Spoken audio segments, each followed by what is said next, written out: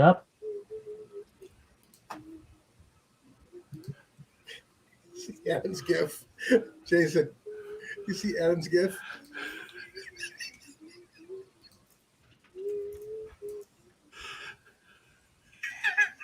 Where? Oh boy. It's too much. And oops, I forgot to change the topic. So we just went live to all my followers as playing Battletech. Well, welcome to Oops. Battletech. Well, we kind of are. Okay. And then edit it in the thing? Huh.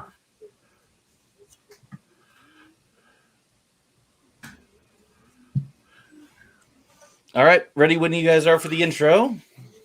Hey, well, let me make sure I get you selected here, and then I am going to. What I'll do is we'll do the intro. Okay, everybody listen. We're gonna do the intro, and then I'll pop Ross down. We'll bring Carlos up, and then I will add you all in one by one as Carlos introduces us. Sound good? Sounds good. Sounds good. All right, so we are going to start. Okay, then directly after we do our little introduction, I will play the intro music and all that stuff. So we're going to be good there. So we should be live everywhere. Everything looks good. Stream is stable. Yay! All right, 3, 2, 1, go. The Lower Decks Second Contact. Trump bans Fortnite, and the Orville is cancelled. All this and more tonight. On Real Super Geeks. And welcome to this episode of the Real Super Geeks. And we're using a different platform this week, which we like. We hope you will like it as well. Let me introduce my fellow hosts, and then we'll launch into a lot of topics, most of them Star Trek related this week. So let's start with our stalwart producer, Justin Burton. Justin, how you doing? I'm doing pretty good, getting used to everything here. It's great things are coming, so bear with us. It's going to be a little bit different. We are broadcasting on multiple platforms tonight, so this is bound to be a little buggy. All right. And you've heard his voice. Now look at his eyebrows. We call him the Eyebrows of Doom. That is Ross Bullock. How are you, Ross? I'm doing good tonight. It's been a hell of a week, and I'm glad to be here to geek out and blow off a little steam. Indeed. And from Las Vegas, Nevada, Sin City itself, and Alec Peters' greatest nightmare, Sean O'Halloran. How are you? I'm good, man. I am so stoked. I have so much to talk about tonight, and I'm glad I was able to join you tonight because apparently, and I did not know this, I have been spending all my time calling up the cast of Axonar to bully them, which was news to me. But that's apparently very, very powerful man. I am. I didn't. The guy who literally didn't know who the cast of Axonar was and had to ask someone. Apparently, this is all we do in our free time is make their lives hell. Who knew? Right. Because we don't understand IDIC. So. There is no cast for Axonar. Axonar is not even going to be a real thing. Well, he's right. See, you have sufficiently indoctrinated your young son, Harrison. Before we move to our next introduction, though, I have to ask on behalf of America and all the ships at sea, are you wearing pants? Of course not. Are you kidding me? It's summer. There's no pants today. We have a pantsless Sean today. Yeah, the only one's wearing pants. Just saying. Yeah, the only one's wearing pants in this crowd over here tonight is Harrison. And he's, then again, I'm wearing pajama pants. That's true, he is. He's comfortable as jammy pants. It's something. Yep. Good for you, Harrison. And our final host for the night that is joining us from, basically next door to you, Sean, is Jason Kovalik. Jason, how are things this week? They are hot. Unbearably hot. So y'all probably don't want to know that it was yesterday we had a high of 63 here in Seattle. That's just weird. Hey, last week we had high 80s, so that's still probably warmer than you, or less warmer than you guys. Anyway, we are going to start off with our review. We've been waiting for this literally for a year.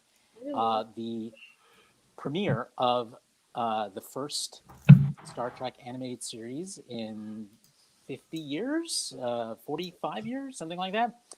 That is Star Trek Lower Decks.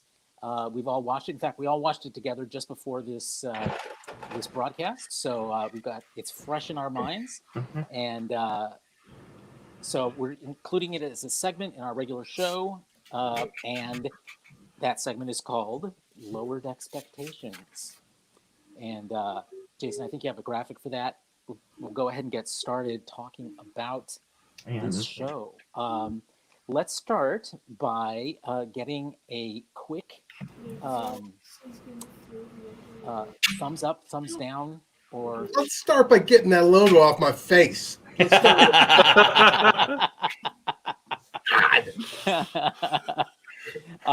Okay, Jason, before we go into details, thumbs up, thumbs down.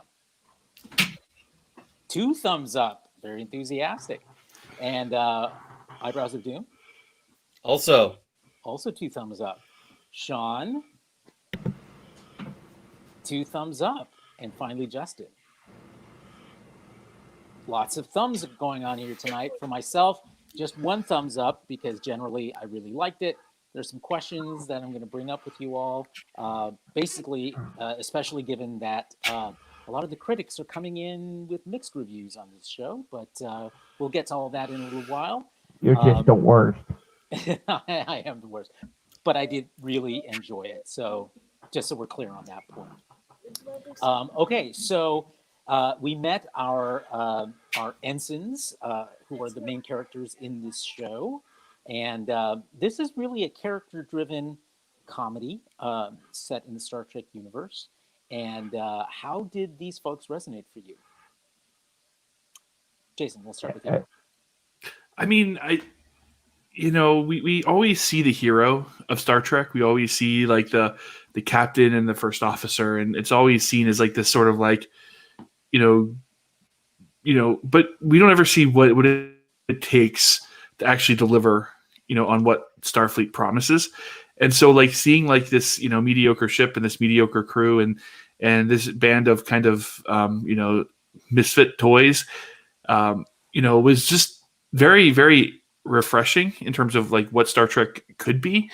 And I enjoyed the humor. It wasn't like, side splitting humor. It was smart humor. It was intelligent humor. And there was a ton of Easter eggs. So like, lots of fan service, and in good ways, not bad ways, but it was just, I thought overall it was pretty enjoyable. All right. Sean, how about you? What was the first question? First question was, what did you think of the characters? Oh, I thought the characters were fantastic. This is really as far as the cast is concerned, the crew is concerned, I liked all these characters from the first time they opened their mouths.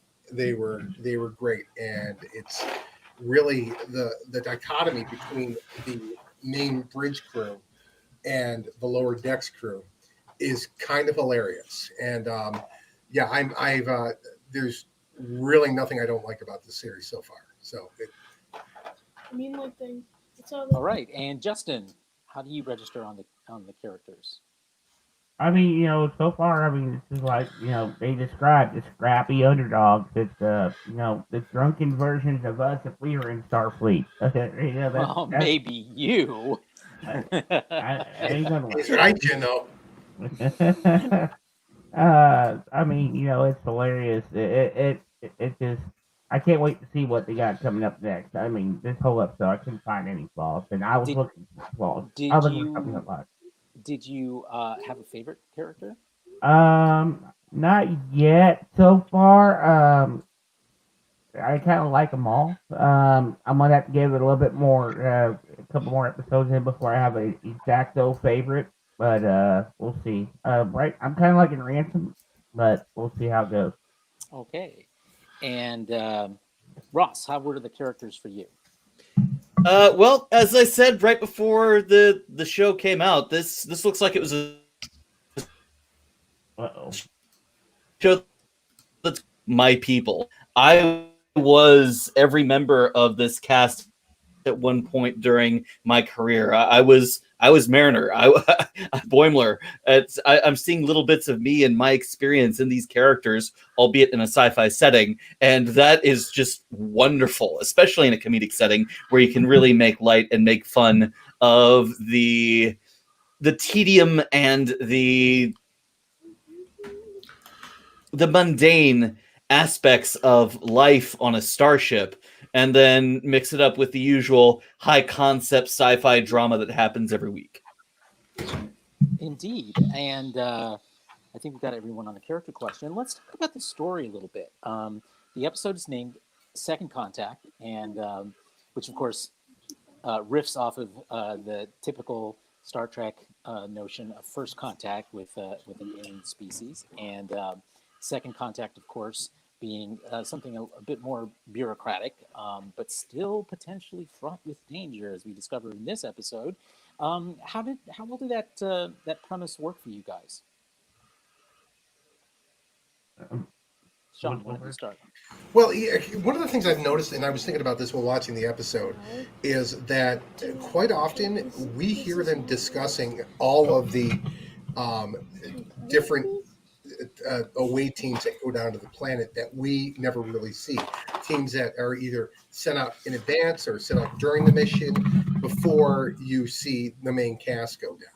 So it's again, like I said before, I've always had this dream of this type of a Star Trek series, a comedy series where, they go up like after every episode of TOS, they go in to clean up what Kirk and crew had done to screw up the planet. And this is kind of in that same kind of theory here that there's just just guys there that are just working and getting their jobs done and having to deal with all the other stuff that falls outside of diplomacy and everything else associated with that. So it's much more down to earth, much more relatable. It's the best way I can put it, it's working class. Whereas when you look at like TNG and the main bridge, that's more like executive class. When these guys are just the working class stiffs on the ship that get the actual work done. Great. Ross, how about you? I think it fits. I think it makes perfect sense. The Cerritos is the kind of ship that's going to show up to the planet on Piece of the Action to clean up the mess the Enterprise left behind. They're the ones who are going to show up and try and educate the kids of Miri's planet. They're the ones who show up to smooth things over and work things out with the minor details, the minutia, all of the greater details that need to be had in integrating a formerly isolated geocentric world into a wider galaxy. And that's not necessarily an exciting thing. That's not necessarily a dramatic thing, but this show seems to make it work in this case by apparently introducing 28 Days Later into Star Trek, which I did not expect. I have to admit that I am normally, as regular watchers of our podcast know, I hate zombie stories. Hate them. But this totally worked for me because, interestingly, what would normally be an A story or an A storyline in a Star Trek episode is relegated to to B or C status, which, I love the fact that the creators of this show are such fans of The Next Generation that they even follow the structure of the storylines in each episode, but inverting them by making the what would normally be a C or B plot, which has to deal with character interactions, into the A plot, and the B plot now being the big dramatic thing that's happening on the ship. So I think they pulled that off pretty successfully. Jason, where did you land on story? I was actually very happy with the story. Again, I think it's really cool how they flipped the ABC stories, where like basically like the C story became the A story, and the B story was, you know, the romance was still kind of like the B story, and then the main, what would normally be like the main episode, has been relegated to like C story status, where everything else just kind of, it's just there. I was watching Lower Decks, or not Lower Decks, Ready Room, and that's one of the things Mike McMahon said, is that, there is a whole other show going on. You're just not, that's not the show you're watching. Right. Yeah, the main story of this is incidental. What the main plot would be is incidental to what's really going on in this show. Right. Indeed. And Justin, how about you? Hang on. Well, I mean, okay, with the way it's set up, I gotta agree with what Jason and John have said about this. I mean, it's really kind of, it's the working class of Starfleet. It's something that, we only got to see in snippets of episodes, and it's what really goes on behind the scenes. I'm hoping they dive in a little bit more deeper on this in the way that they've been doing so far, because actually, it shows it's not all easy. All the officers' glories. The underdogs actually do stuff. That's something they kind of really failed to show a lot in the original series. Yeah, I love how the senior officers really do end up getting all the credit for the junior officers' work in this episode, and I expect we'll see that probably as a continuing theme as we move forward. So let's talk a little bit about technology that we saw in this. This is set in the year 2380, so it's about 10 years after the end of Next Generation. Yeah, it's right after Nemesis. Yeah. So what did the setting look like for you? How did it work for you, being very close to TNG, nowhere near what we see in Picard, which is another 20 years beyond that? What did you like technologically that you saw in this show? Ross, why don't you start? Everything looked like it fit very well within a Nemesis-like setting. It's TNG, advanced TNG, all very recognizable and comfortable, I'd say. Nothing looked incredibly out of place, but the tech really wasn't the focus. It was the set dressing. It was the sets, the pieces, the props, and it all felt very TNG. So if that's what they're going for, they definitely succeeded. Well, it's definitely what they're going for in terms of what the creator was hoping to accomplish with this show. Sean, how about you? The transition was, I felt perfect. It takes all the cues, because the thing about Nemesis is we don't really see anything in Nemesis that's a whole lot different than we saw in the previous two TNG films, First Contact and Insurrection. So the big link between Nemesis would be the Argos, but the rest of it really aligns very well with the type of technology you would have seen in First Contact. That's where you saw most of that new era of post TNG tech.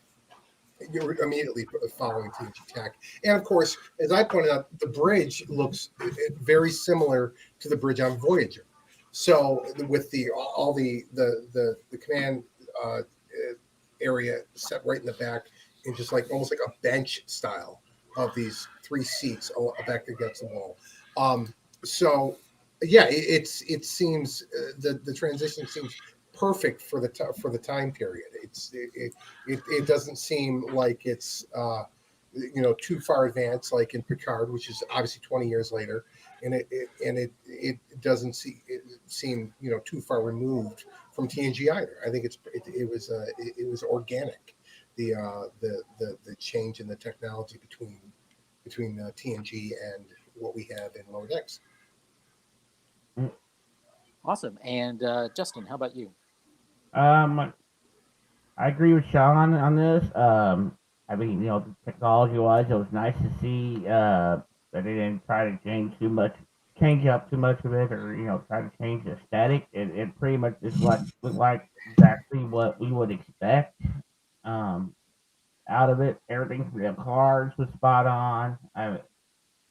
We're this being animation, they were really spot on a lot of this stuff, and they did a really good job. I mean, right down to the sound effects. Everything felt circa TNG. So I'm hoping, I'm really glad they picked it there. This is what a lot of fans were wanting. Even though it's animation, but still, a lot of people are wanting future TNG. So this is, the closest we're going to get right now.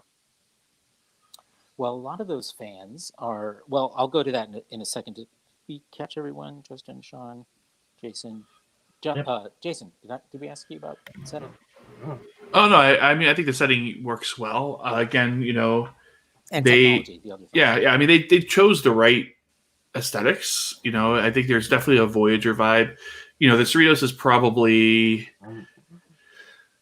a post Galaxy variant built before like kind of like the First Contact. And it's probably built somewhere after the Galaxy, but before the Sovereign and the Akira. So I think it fits the timeline. I think that it fits the idea of this kind of not being that of an important of a ship, and it just kind of being there just to do its thing. All right. Let's talk about the most important piece of technology and what you thought. Every Star Trek series has its own variation on the transporter effect. How well did this one work for you guys? I think it worked. Oh, go ahead, Ross. Go ahead. Okay. I think it worked pretty well. It's reminded me a lot of a bit of Kelvin, a bit of Discovery, but it's fast, it's flashy, and you kind of see the lineage of what's come before. It's got that TNG blue glow. It's got the sparkly effects, but kind of that swirling Kelvin effect to it. I liked it. I thought it works great. Sean, It also, Yeah, I don't. One of the things that you guys, well, you Carlos, are always interested in is the different transporter effect, and it's just something that I never really paid attention to. The sound effect was the same as TNG, so that was nice. And the rest just those swirly things, and you're in one place and now you're somewhere else, so that works. Okay, that's it. I like that they used pattern enhancers. Yes. On the planet. There's a lot of little call outs to technology we've sometimes only seen flashes of in some TNG episodes. But let's see. the Nomad probe. Yeah, the Nomad probe. Yes, it was in that storage unit that Boimler was in at the beginning. I totally missed that. I only saw it because of Sean. So thanks, Sean. Any other thoughts on transporter effect before we move to the next question? Last chance. Nope, I think we're good. Okay, so let's talk a little bit about one of the things that a lot of people consider a strength in this series and the premise of the series, but others are weighing in. Particularly, a lot of critics are weighing in as a potential weakness, and that's the issue of fan service. There's a lot of it in this show, and that's without a doubt. The question is, does it work? Number one, and number two, is it going to turn off people who aren't familiar with Star Trek? That you're trying to get hooked onto the Star Trek heroine, as it were. But what do you think? What do you think regular folk will weigh in? Will they feel like there's more going on here than they're aware of, and so they're missing out on something? What do you guys think? Jason, let's start with you. I thought the fan service was subtle. I think to the casual viewer it's subtle. I don't think like Nomad, for example, Dayton Ward pointed out in the storage unit scene. We have this relic from the original series that's just stuffed in a storage room. And if you don't know what you're looking for, it just looks like part of the background. And I think a lot of the callbacks were sort of like that. There were a few, I demand honor, where you'd kind of have to know where that comes from. But I mean, I think a lot of it was more or less, if you're a fan of Trek, if you've watched other Treks, you're going to get it. You're going to pick up on it. I think like we did. If you didn't, I don't think it's going to make you feel. I don't think it's going to make you feel like you're missing anything. Okay. I mean, go ahead, Justin. the fans of this. I mean, if you're if you're an actual Trek fan and you've watched everything, you're going to catch up on the references instantly, like we did. I mean, we were pointing out stuff left and right. And they were fan servicing the hell out of us, which is nice to a degree. They weren't overdoing it either. So, I mean, it was a nice, healthy little mix, I think. And I hope they continue to kind of keep that flow. Because, kind of nice every once in a while. We get a little fan service. You don't need too much, but just right doses, it works out. Yeah, it's not. They're being very smart about the fan service in this. The vast majority of the fan service is in Easter eggs, in the form of Easter eggs. There are things that the fans will notice, but that the Jomer audience may not pick up on, but it doesn't affect their enjoyment of the show, which is exactly how you do it if you want it to be effective. There's two idiotic things that I picked up on this.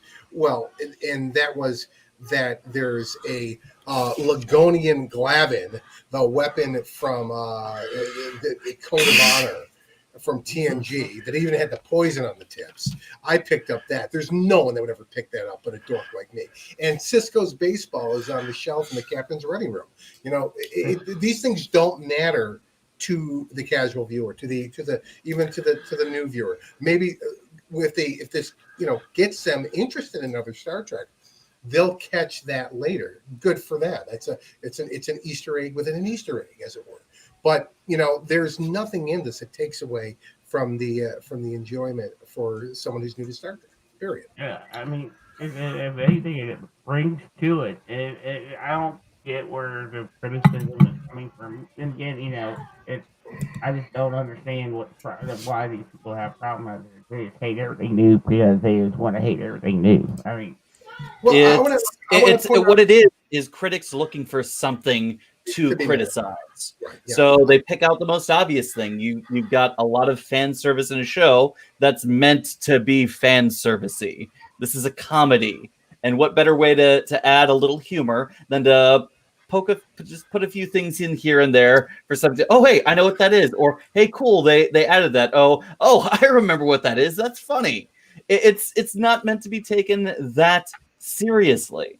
And when you have animation and when you don't have to worry about prop budgets, we don't have to worry about all of the stuff that goes into live action prop making and set designs where everything has to be placed deliberately for an effect. And all you have is an artist or a team of artists putting stuff together. You have much more flexibility to add these little Easter eggs and nods to add something for the fans. But like Sean says, the fact that they're there doesn't take away from the scene, and that's the best way to do it. What about in the last scene of the episode where Mariner is like literally listing off all of these different characters from the different shows? Do you think a new viewer would be like, "What the hell is she talking about?" Well, I think it would make a new viewer want to go back and actually research. If that's what it would make me want to do. You're thinking like a dork, not like a normal person. Right. Here's the thing. That particular reference, for example, Carlos, that was done at the very end of the episode as the whole thing was tailing off. Again, it's not something that anybody's, I think, a casual viewer is paying attention to.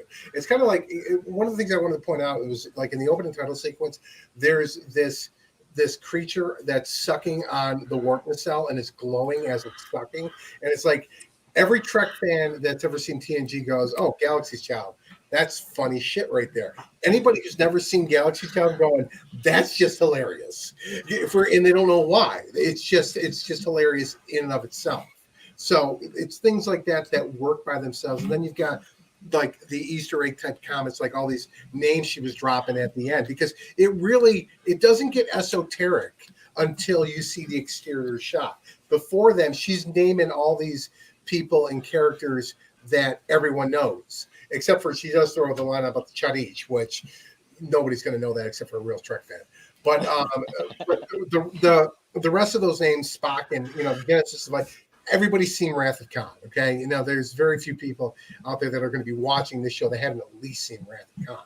So it's things like that that don't affect. And when they do drop those other ones like Gary Mitchell and Deanna Troy and her outfits, that was like so far removed. At this point, people are going on to the next thing. They're like, I would also argue that the fact that she brings up Kirk and Spock were deliberately chosen because they are part of the pop culture lexicon. Right, Even if you're not a Star Trek fan, even if you don't watch Star Trek, you at least know the names Star Trek, Kirk, Spock, Enterprise, at the very least. If you're completely unfamiliar with Star Trek, you at least know those.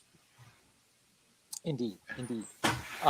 We got a quick preview of episodes coming later in the season. How did those work for you? Are you looking forward to what you saw in that preview? Jason, why don't we start with you? Yeah, I mean, we're one episode in, and this appears to be more of a serialized show in nature, so more of that TNG influence. I'm excited to see, where it goes from here. I mean, obviously now we have 22 weeks of Star Trek remaining, so counting down through the end. I'm excited. I think it looks good. If you have a chance to watch the Ready Room, they're doing an episode. They did an episode for this one, and they're doing an episode for episode 6. There's actually a clip from next week's episode of Lower Decks. Good to know. Yes, they do that in Ready Room as a little incentive for people to tune in. Were there any of the other tidbits that you heard on Ready Room on CBS All Access that would be good for us to know? There were some cool things. Basically, they had consulted with the Okudas around the Elcar's designs that they leveraged. They said that a lot of the ship design itself is inspired by Elcar's. A lot of the the wall markings and stuff. It's just kind of functionally designed to fit that. They talked about how they wanted to focus on limiting the technology, right? So, I mean, this is a cartoon. They could have gone, balls to the wall, but they really wanted to make sure that it did feel like it was set in the Star Trek universe, what had previously come before and what would come after. So they were very intentional with limiting themselves. They really want to make sure that the show, specifically Mike McMahon, and I think the supervising director, really wanted to make sure that it did feel connected to the sinew of the larger franchise, but be something on its own. This is, by the way, this is canon, right? I mean, yes, it is. That is actually a really good question, because I was listening to a podcast today on YouTube, and two people who actually really enjoyed the show, but insisted that it is not canon. Oh God, here we go. Where do we stand on that? And does it even matter? Is canon. And what is your basis for that conclusion? I'm just curious. It is being aired on CBS All Access on screen for everyone to see. And that is the basis for canon. If it is on the small screen or the silver screen, it is canon. I'm going to have to reach out because it's always been live action. That's been. It's always been live action. Right. Well, but Roddenberry himself even said animation was considered canon at one point. No, Roddenberry disowned the animated series, but it was later reintegrated. Except for yesteryear. Okay, basically how canon worked for the animated series was that the animated series itself, in general, as a whole, is not canon. However, certain elements have been canonized later, so through on-screen events. That's the official line from CBS. I know because I asked the guy who's in charge of all this. So, but I'm going to do a little inquiry, and we'll see if I can get an answer on that. Pretty sure JVS will say yes. JVC, sorry. I expect that the answer will be nuanced. Hey, I Sci-Fi think- TV says it's canon, and McMahon says it's canon. Oh, really? Okay, What's so- do I'm you there. have the quote in front of you, Justin? Yeah. No. I'm just going by what someone just said off of YouTube. Is it James R. Kirk or James T. Kirk? Right. I mean, no, seriously. That's continuity, not canon, my friend. There's a distinction. but we got our first on-screen name drop of Gary Mitchell since these Where No Man Has Gone Before. Right. But my point is that Star is it the UESPCA or whatever it is, or the Federate or the Starfleet United Earth Space Probe Agency or Starfleet. Like the fact is that when you watch Star Trek, whether it's the original series, the Next Generation, we say that you see inconsistencies. I think canon levels these whatever it is up to a source of scripture. And I think that it just tends, I used to be a canon Nazi, but the more and more I think about it, the more and more I think that you want continuity. You don't want, whatever. You want to be able to have reliable stories and things like that. But I'm becoming less and less concerned about what is and what isn't canon. Because it's just, it becomes a minefield, especially in a franchise as storied and as huge as Star Trek is, 700 and something episodes, 13 feature films, how many books, how many comic books, let's just enjoy the entertainment for what it is. Let's just enjoy the ride. Okay. Yeah, So I agree. here's a canon complaint. And tell me what you think. The virus, the insect bite that turns everyone into zombies, should not have been able to get through the transporter's biofilters. It's like If the biofilter recognized the virus. Bingo! It Okay, happened so many other times in Trek. Voyager, Many times. It only protects against known pathogens. Yep. I have to disagree with that because the whole point is But that it's supposed to protect you from things you don't know. But you can disagree with it, but it literally has happened on multiple times, especially in that era. Hell, it was the second episode of the season. They all got infected with that stupid drunk virus from the Naked Time and in TNG. So I mean, it's No, but don't knock the Naked Now, because that's how we know Data was fully functional in multiple technique. I'm not. And then there was that flu episode where it took down everyone from Captain Picard to almost pretty much the entire crew was down. Only Data was left on the bridge. You've got the macro virus episode of Voyager. Thank you. Mm-hmm. Justin was waiting for that. So it's kind of like, Carlos, here's what it comes down to. It's kind of like, it's like the plot device for the transporters in general. The transporters only seem to work not work because of plot, even though it's supposed to work all the time. And it's like, right. And the pattern, like the holodeck. Yeah. And the biofilters don't work when it serves the plot. So it's the same thing, And you can argue that it was altering his DNA, not just a virus. Yeah. Oh, the other side too. The safety protocols in the holodeck. Fuck them. They don't work. They don't even do it. The holodeck and all. How many times have crew become trapped or things that come to life or things that come out of the holodeck to kill everybody? I mean, come on now. Seriously. Yeah, I mean, seriously, can you imagine if a sex toy in the 21st century had the same kind of record that the holodeck has in the 24th century? No one would ever use anything again. I mean, did anyone else notice the whole thing about where they show them cleaning up in the holodeck after people have been using it? In the previews, yeah. It's in the previews, yeah. And they're hinting that basically the substance they're cleaning up is semen. Oh yeah, of course it is. I mean, this is my whole point about when Mariner her holodeck all nude Olympic training facility. It's literally what everybody knows a holodeck would be used for. You're very loud. Oh.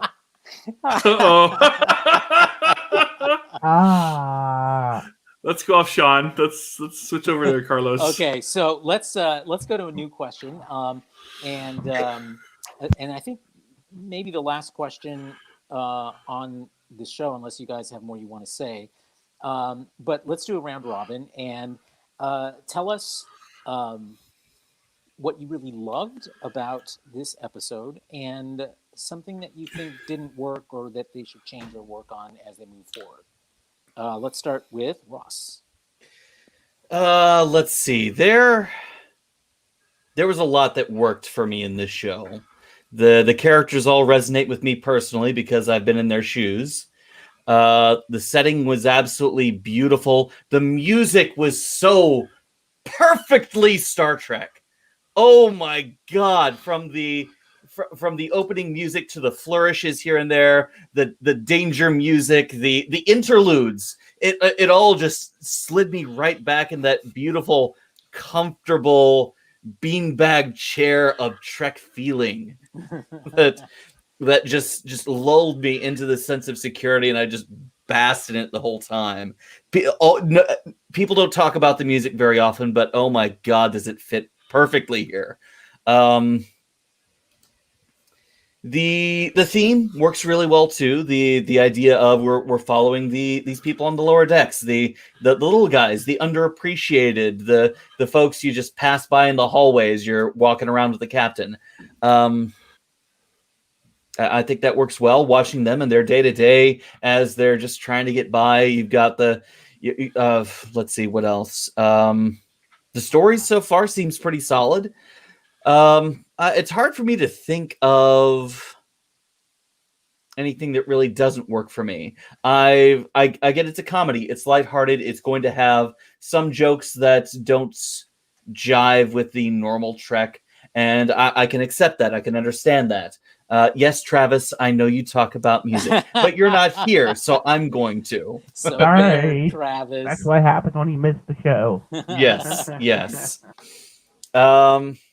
For this particular episode, I can't really think of any major negatives. I'm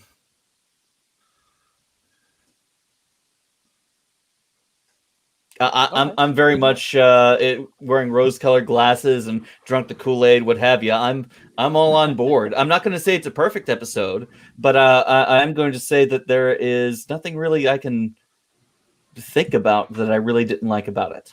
Well, here's what I want to point out myself. My feelings on this is that I have been saying for over a year that based on who is in charge of the show, that basically it's going to be very similar to Rick and Morty in the fact that it's going to be a high concept sci-fi show that's wrapped in this wrapper of pretending to be disguising itself as a comedy.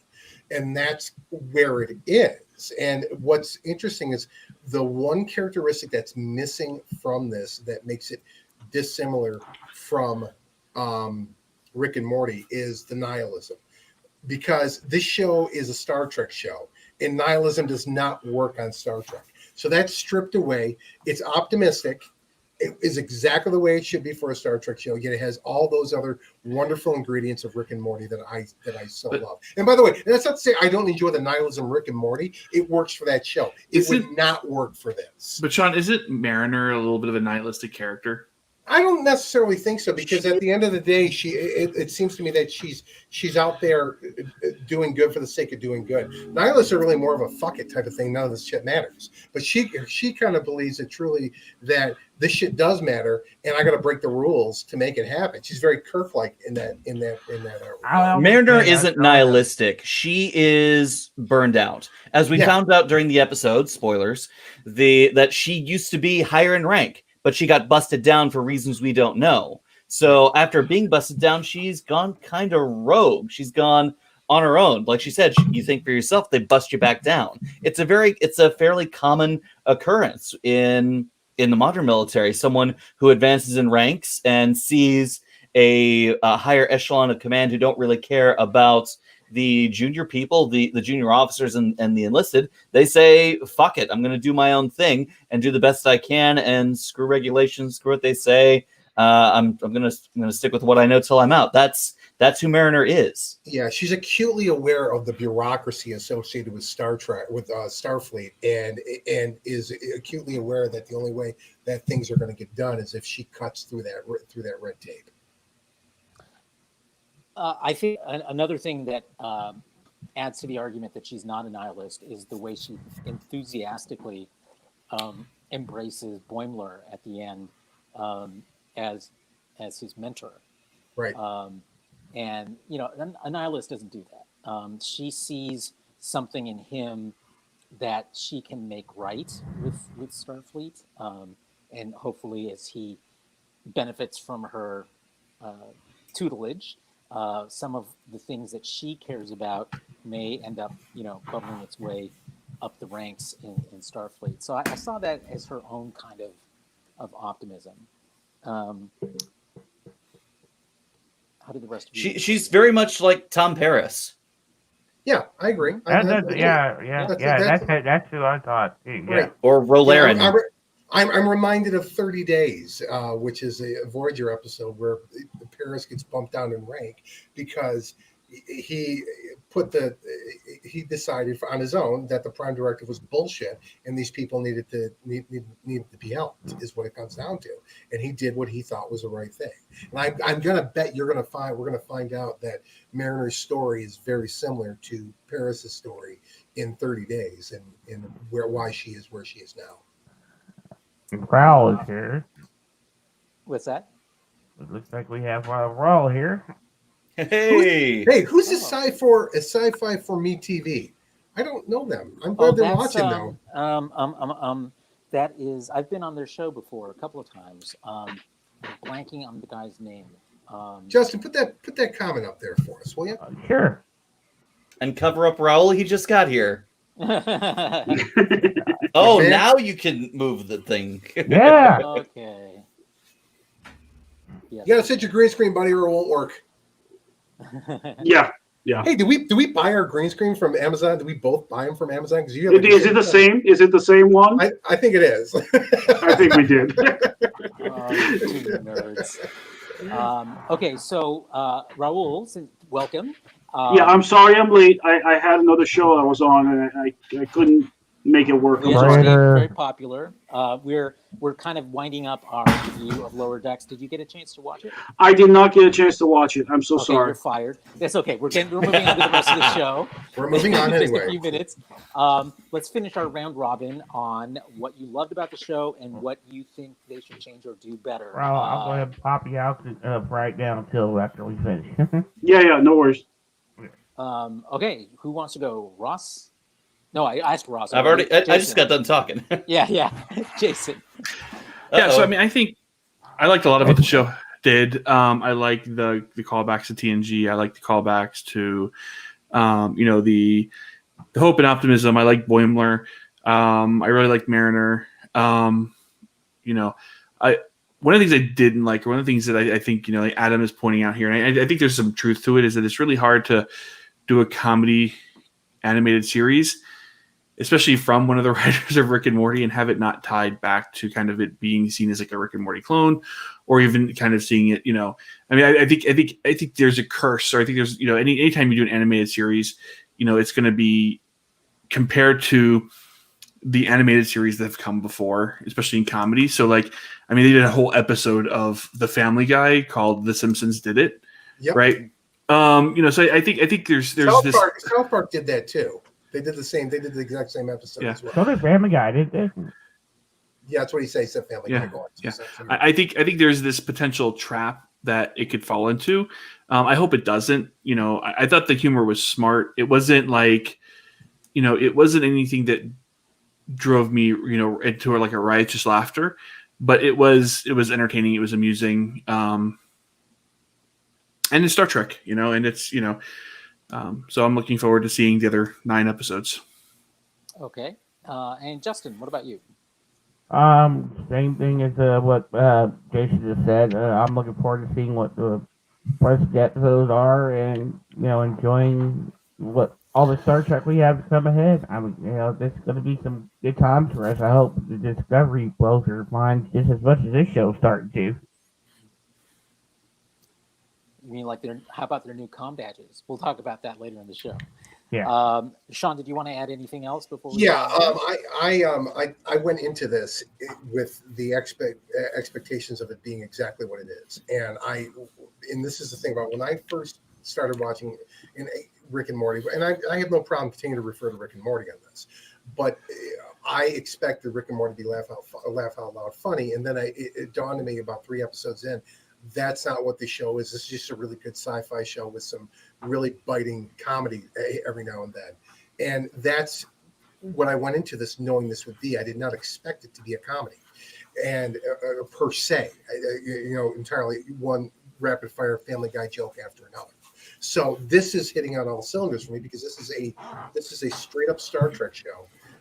And that has a great cast of characters and tells stories in a fun way. It's really focused on the crew instead of the missions themselves. Like we said, the mission is incidental to the crew themselves. So it's character piece, and it works really well. And when they do hit on good jokes, they are so good. I mean, my 2 favorite jokes in this whole thing were when she's given the tour and she's telling this is where he likes to go and pretend he's a captain in the big boardroom, and he goes, this tour is terrible. And the other one where he says, what have you been like on 4 planets? 5, you count Vulcan. Of course I wasn't counting Vulcan. That's just stupid. That's like counting Earth. She goes, I was counting Earth too. And Adam Isle says, don't get me wrong, I liked it and will watch it. I liked it better than both Disco and Picard. I you know what? I hate to say this. I agree with him on this. I agree with him on this. But then again, I am the nerd who, if you asked me before this, what your favorite Star Trek series of all time is, I would have said Star Trek the Animated Series. I know it sounds absolutely nuts. Oh my God, but Sean. it so much is, and it's like what the Ewok Christmas special. Really, well, here's the thing. A lot of critics are saying that. Some of the most cynical critics that I follow, like Lore Reloaded, he is head over heels with Lower Decks. I would not have expected that. But I know, some of I the saw biggest that. cynics are really enjoyed this first episode. It's remarkable. It's what I always liked about the animated series was that they were able to tell these stories, that they were able to bridge the gap between you're back. Younger children and like teenagers, and even adults can enjoy it, but also do things that could never have been done on television in live action, just simply because you can do whatever you want when you're drawing, when you're animating. And that's another great thing about Lower Decks, is that they're able to give us it was brought up earlier, they're able to give us these special effects, these planets, these scenes, these battle scenes that you would never see in live action Star Trek that was on a massive budget. Speaking of the animated series, I got this from StarTrek.com this week, and I wanted to share, and I think you guys will love it if I can get it shown. Okay.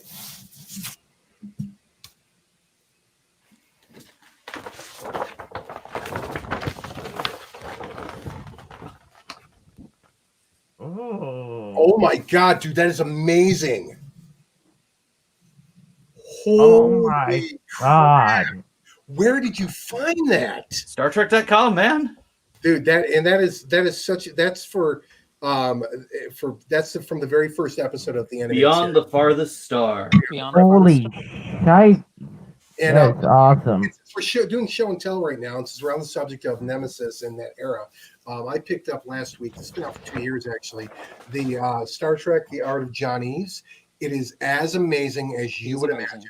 It is a wonderful, wonderful book. So. All right. Let's see. I think everyone's had their say, so I will toss in my 2 cents.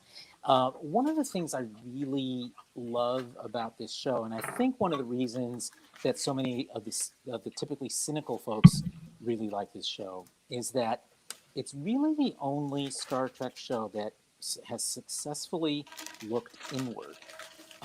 Most Star Trek series, the other Star Trek series, are more outward facing. You know, who are aliens of the week? What is the bold new adventure that we're on this week?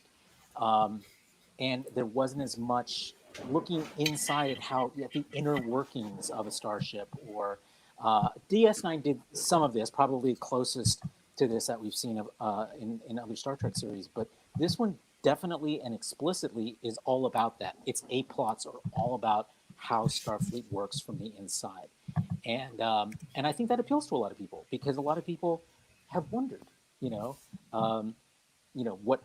what it takes to run a starship, beyond what you see on the bridge, and the few times you've gotten some looks at other parts of the ship.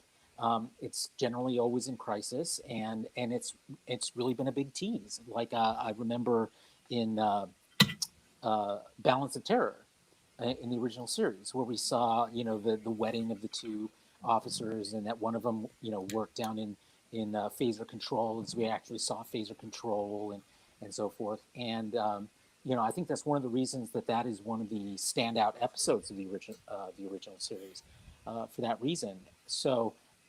This show aims to do that all the time, and I think that's a worthy thing to pursue in living as we are now in this amazing world where we can have so much Star Trek so much of the time. Yeah, this is a bold new frontier for the franchise right here.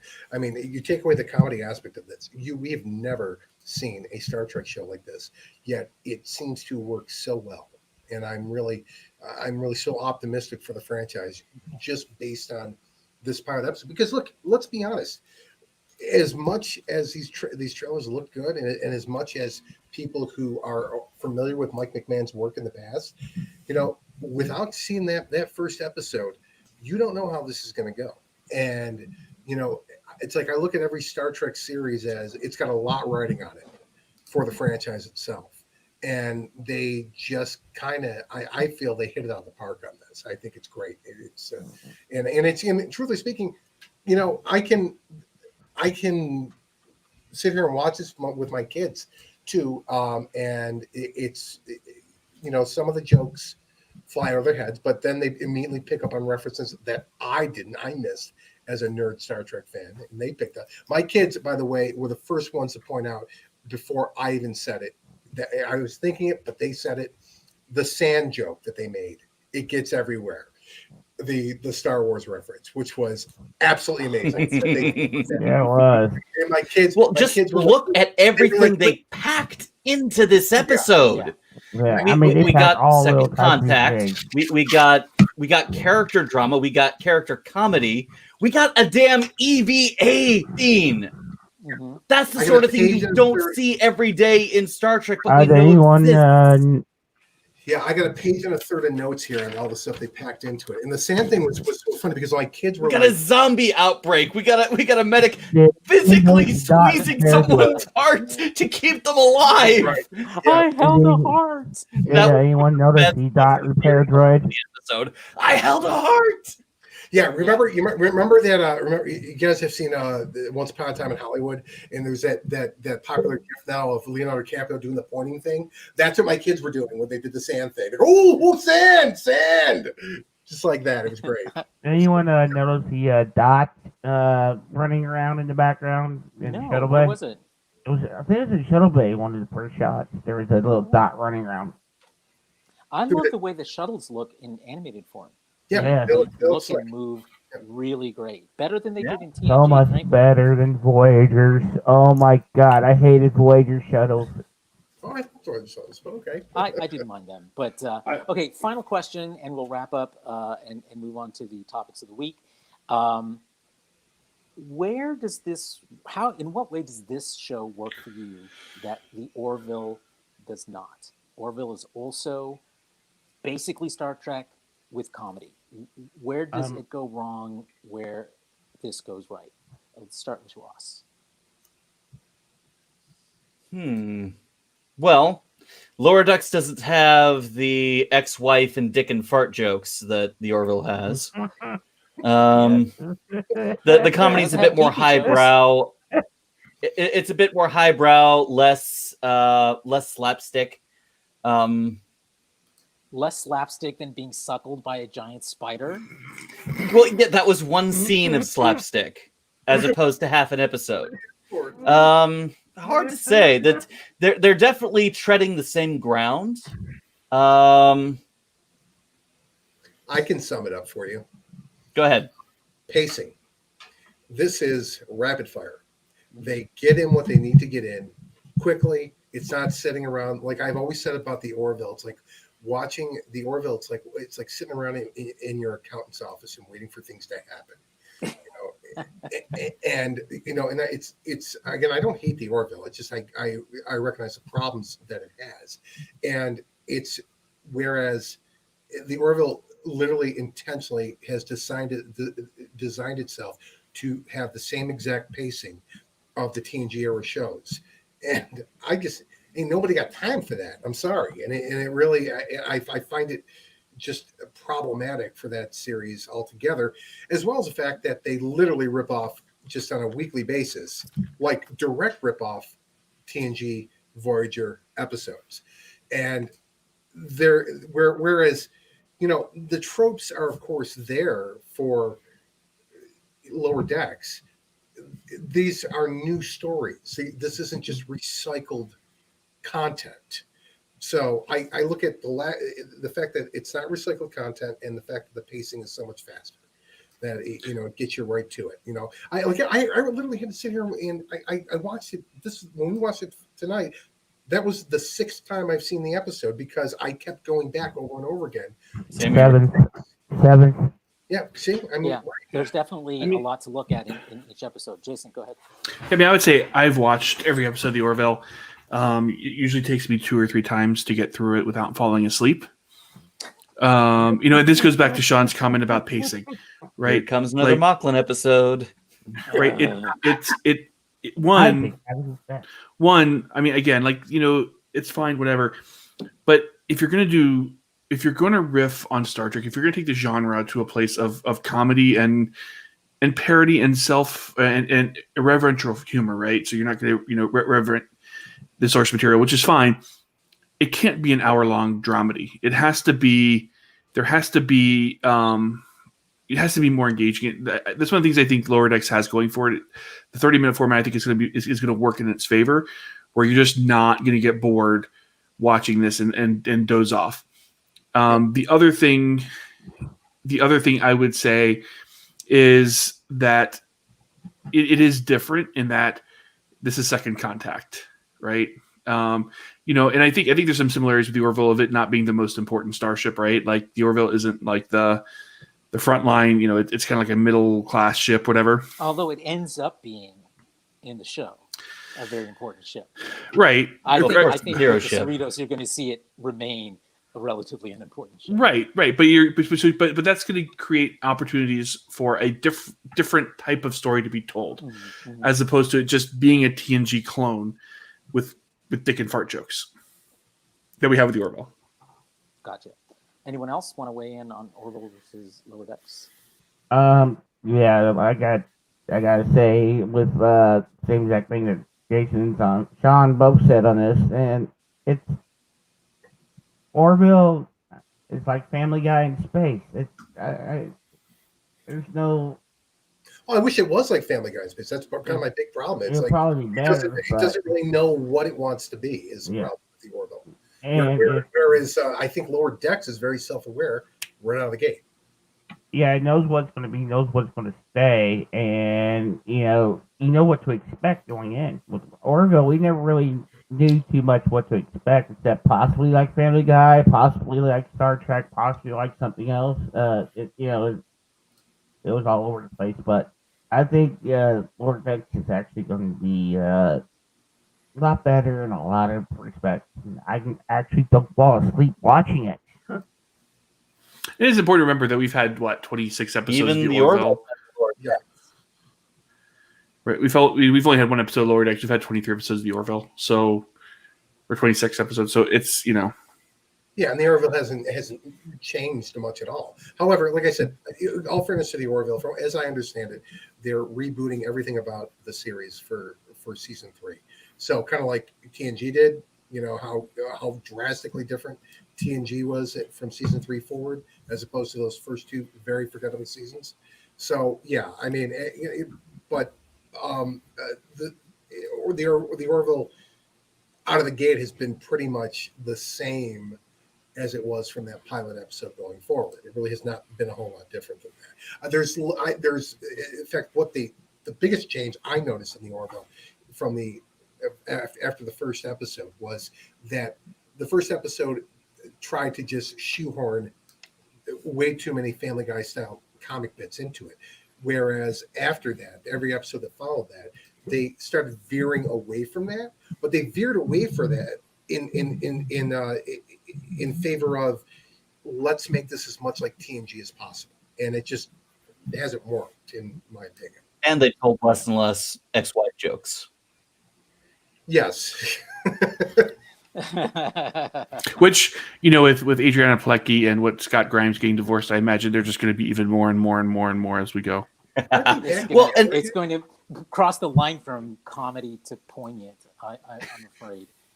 Well, and another thing to keep in mind is that, well, as we've been saying, Orville is kind of a carbon copy of TNG. Well, and once again, we're following the CO and senior staff.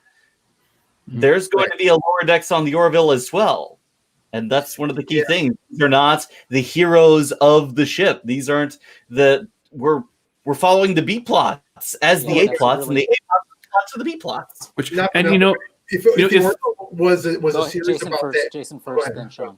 We're probably saying the same thing, Sean. If Ed Mercer was like Lieutenant, junior grade Ed Mercer, and I think the Orville would be better. Well, I was thinking if you had a series that was based around a cast that included that Norm Macdonald blob thing, I would watch the shit out of that show. All right. I mean, that's some funny shit right there. You're saying you'd like to see a series around Selen as his Enterprise cameo character? What's that? You want to see a series with Farley as his Enterprise cameo character? Well, that's what Jason's saying. Yeah. No, I think that like the idea of following the captain, if you're gonna, that's what made Galaxy Quest good. Is that it wasn't a direct ripoff of Star Trek. It was Star Trek adjacent. And had they found a way to make the Orville Star Trek adjacent, like it seems that they're doing with Lower Decks, I think the Orville would be much better. Yeah, I agree. Okay, well, we'll talk about the Orville a little bit more later in the show. Any parting thoughts before we wind up Lowered Expectations? More. Yeah, I think it's going to be fun. It's a fun ride. Yeah, largely again, I think you're spot on, Jason and Sean, about the pacing and the effect that it has on the overall effect it has on the quality of the show. All right, so that brings this segment to a close, and let's move on to our first topic for the regular Super Geeks podcast, and still Star Trek related. Good night, Taz. Good night. Raul, welcome back. So we are starting our first topic for the regular show, and it is also Star Trek related. One of the things this week is one of the big wigs at CBS All Access gave an interview in which he talked about what to expect to see about Star Trek over the course of the next year. Starting off, of course, with the 23 weeks of Star Trek, so that being Lower Decks run, followed by the third season of Discovery starting in October. And meanwhile, we have this talk about potential Star Trek movies, and that there are basically 3 different movies Paramount is considering, while putting the one that was thought to be sort of, in the lead, and that's director Noah Hawley's Star Trek, which was to feature a brand new cast. They're waiting and seeing what it is they want to do with Star Trek on the big screen. So what did you guys think of the next year of Star Trek and what it portends? Let's start with Ross. Well, we got 23 weeks of Star Trek coming up just now, so I'm pretty excited for that. We've got all of Lower Decks, we've got Discovery Season 3, and who knows what else is going to be announced in the meantime. We're probably not going to see anything live action for another year or so. So, well, actually, hey, he promised we'd see Picard sometime in 2021. Right. Okay, well then. And we've also got Prodigy coming out at some point. That's right. On Nickelodeon. The Star Trek kids show about a bunch of preteens that find a derelict ship and take it off on their own adventures. So we'll see how that turns out. Yes, that'll be very interesting. Yeah. Raul? So the fate of Star Trek TV seems pretty bright. But movies, despite the apparent successes of the 3 Kelvin films, the fourth one's been up in the air for a long time.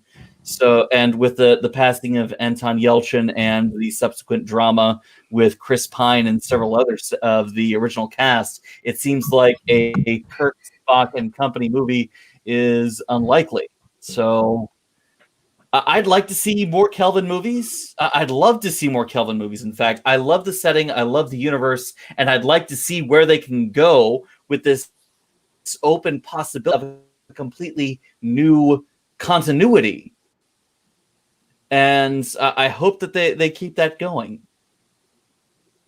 I'll agree with you on that, except for the fact that one of the weaknesses of the Kelvin movies is how closely they ended up paralleling the first movies of the original series movies with the original cast. Almost. I'll give you that. And I had kind of hoped. Not almost exact. It's very similar, but it's not exact. Right. Well, I mean, it was the second movie really that was the most like that, Into Darkness. But if they really, in fact, do take off into new worlds and new directions, I'd be all for seeing more Kelvin movies. As long as it's actually new directions and not just a rehash of what's come before. Right. So, Raul, since you've got the floor right now, why don't you tell us about your thoughts on the Star Trek for the coming year? And well, it's a very exciting time. It's a very exciting time for us as fans. We're going to be able to see a lot of content coming from a lot of different creators, and I'm very excited. I think Star Trek hasn't been this bright in years, and I love it. Awesome. Justin, what about you? We got 23 weeks of Star Trek coming up. This is probably one of the best times that we're ever going to get being a fan. Pandemic probably was a blessing at the fact that it held off everything as long as it did. So now that we're going to get all this at once instead of it being spaced out like they originally was going to plan. Because we originally were supposed to get Discovery first, and then we were going to get Lower Decks. Mm-hmm. And that's why we're having the international distribution problem. Right. Yes. Sorry, folks overseas, that it ended up messing up your being able to see Lower Decks. Enjoy the private day. That's all I can say. Which yeah. Go ahead and finish, Justin. I mean, it's hopeful. I mean, we're going to have pretty much a Star Trek for every flavor. Look at Discovery coming up. This is going to be a whole new timeline that they're going to be exploring. Nothing has touched this timeline before, so they're going to be writing the book on this, and they're going to be writing the canon for this timeline. It's going to be fantastic. All right. And Sean, how about you? Well, I mean, I'm kind of with Justin on this, is that this is working out fortuitously, I think, for the franchise. I don't want to say the virus has been a blessing, but I will say that it is kind of working out fortuitously for the franchise. I just happened to look up IMDb, and they have 22 episodes listed for Lower Decks. So, and wow. Well, but it's for 2 seasons, so No. I'm not sure how many they had planned to air at one time. But now they've got episodes 1 through 10 in season 1. And by the way, if you're wondering, the 4th episode is called Moist Vessel. So I Oh, man. Had to go there. Oh. So that just has made me know for sure that yes, I am going to love this series.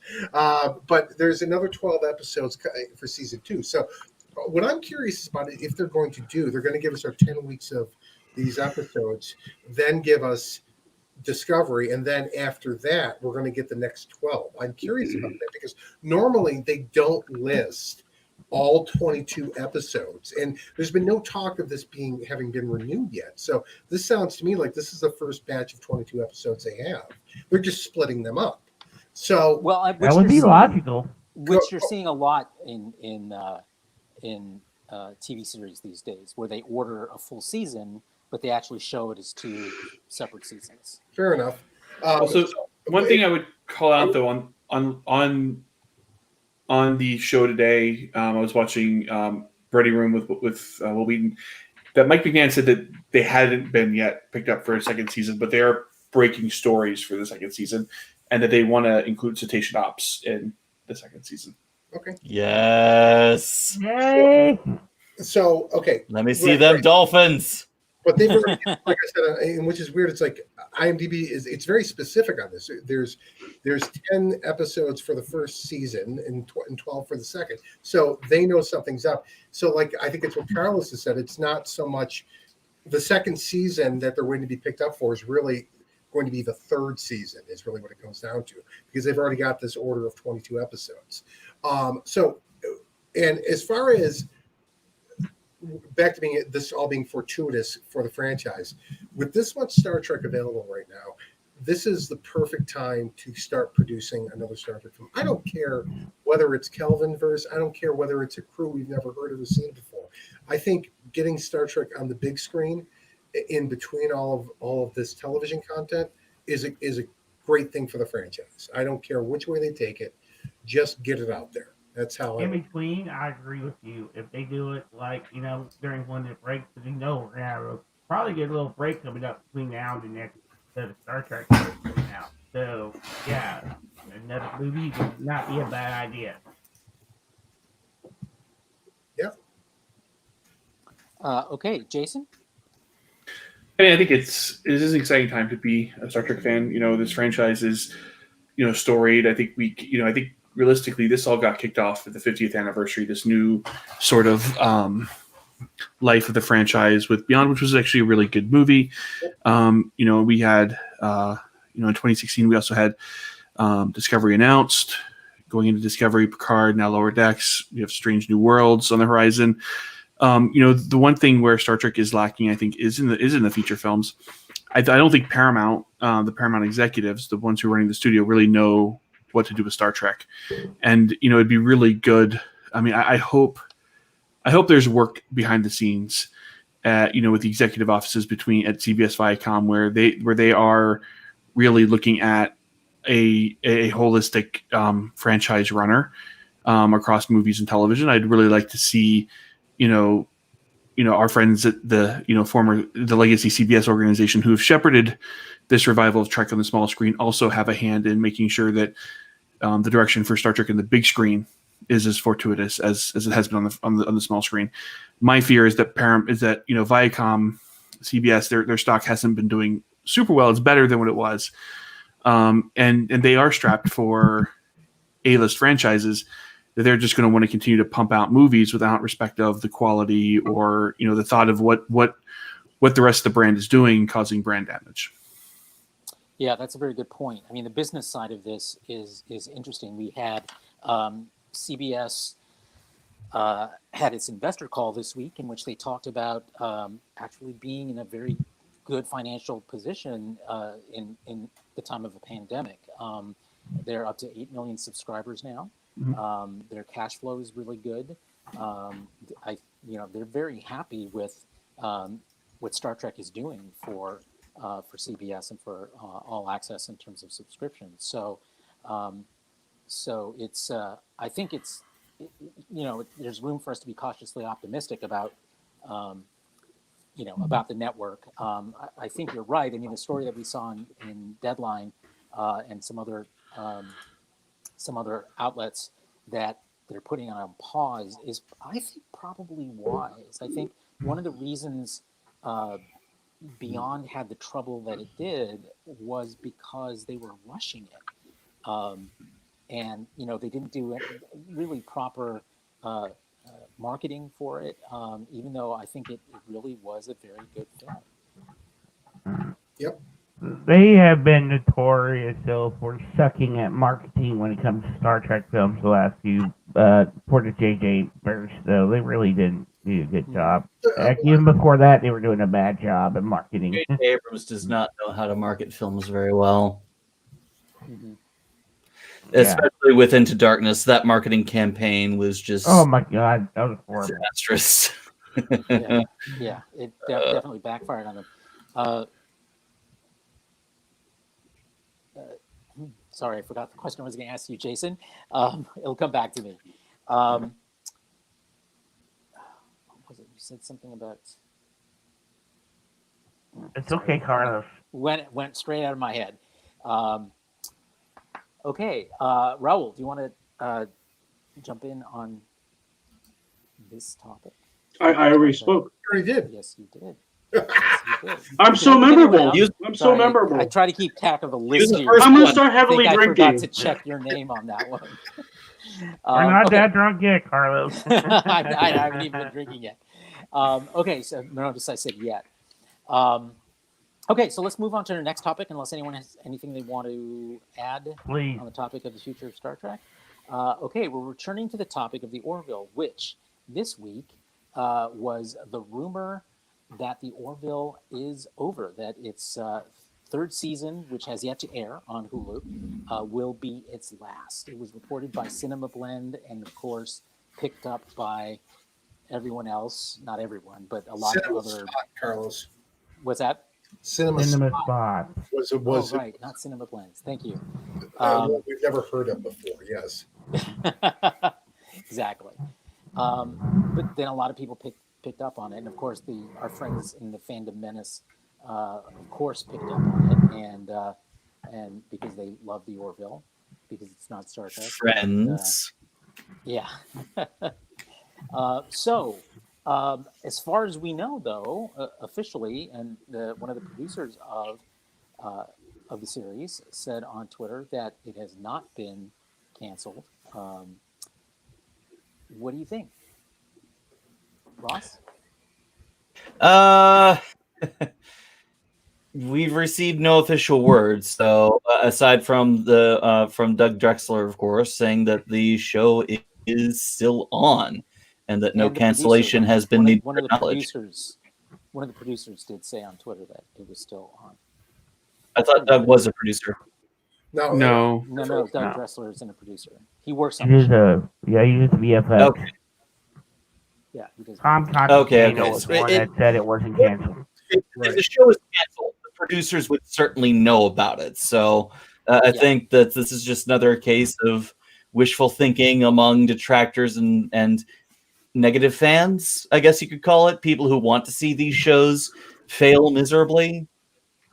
Aren't some of the people who are picking up on this story the people who really like the Orville, but it fits their narrative of, Disney now Fox now Disney being evil and corporate. Well, the Orville isn't their shining city on the hill anymore. It's off broadcast and it's on a pay service. It's behind a paywall now. Yep. And it was hilarious because on Neurotic or whatever you say his name, on his stream, he was almost in tears whenever the news broke about the Orville being canceled. He was just like, why? It was just hilarious. I mean, they were all crying. Yeah. I mean, the rumor isn't that it's canceled now.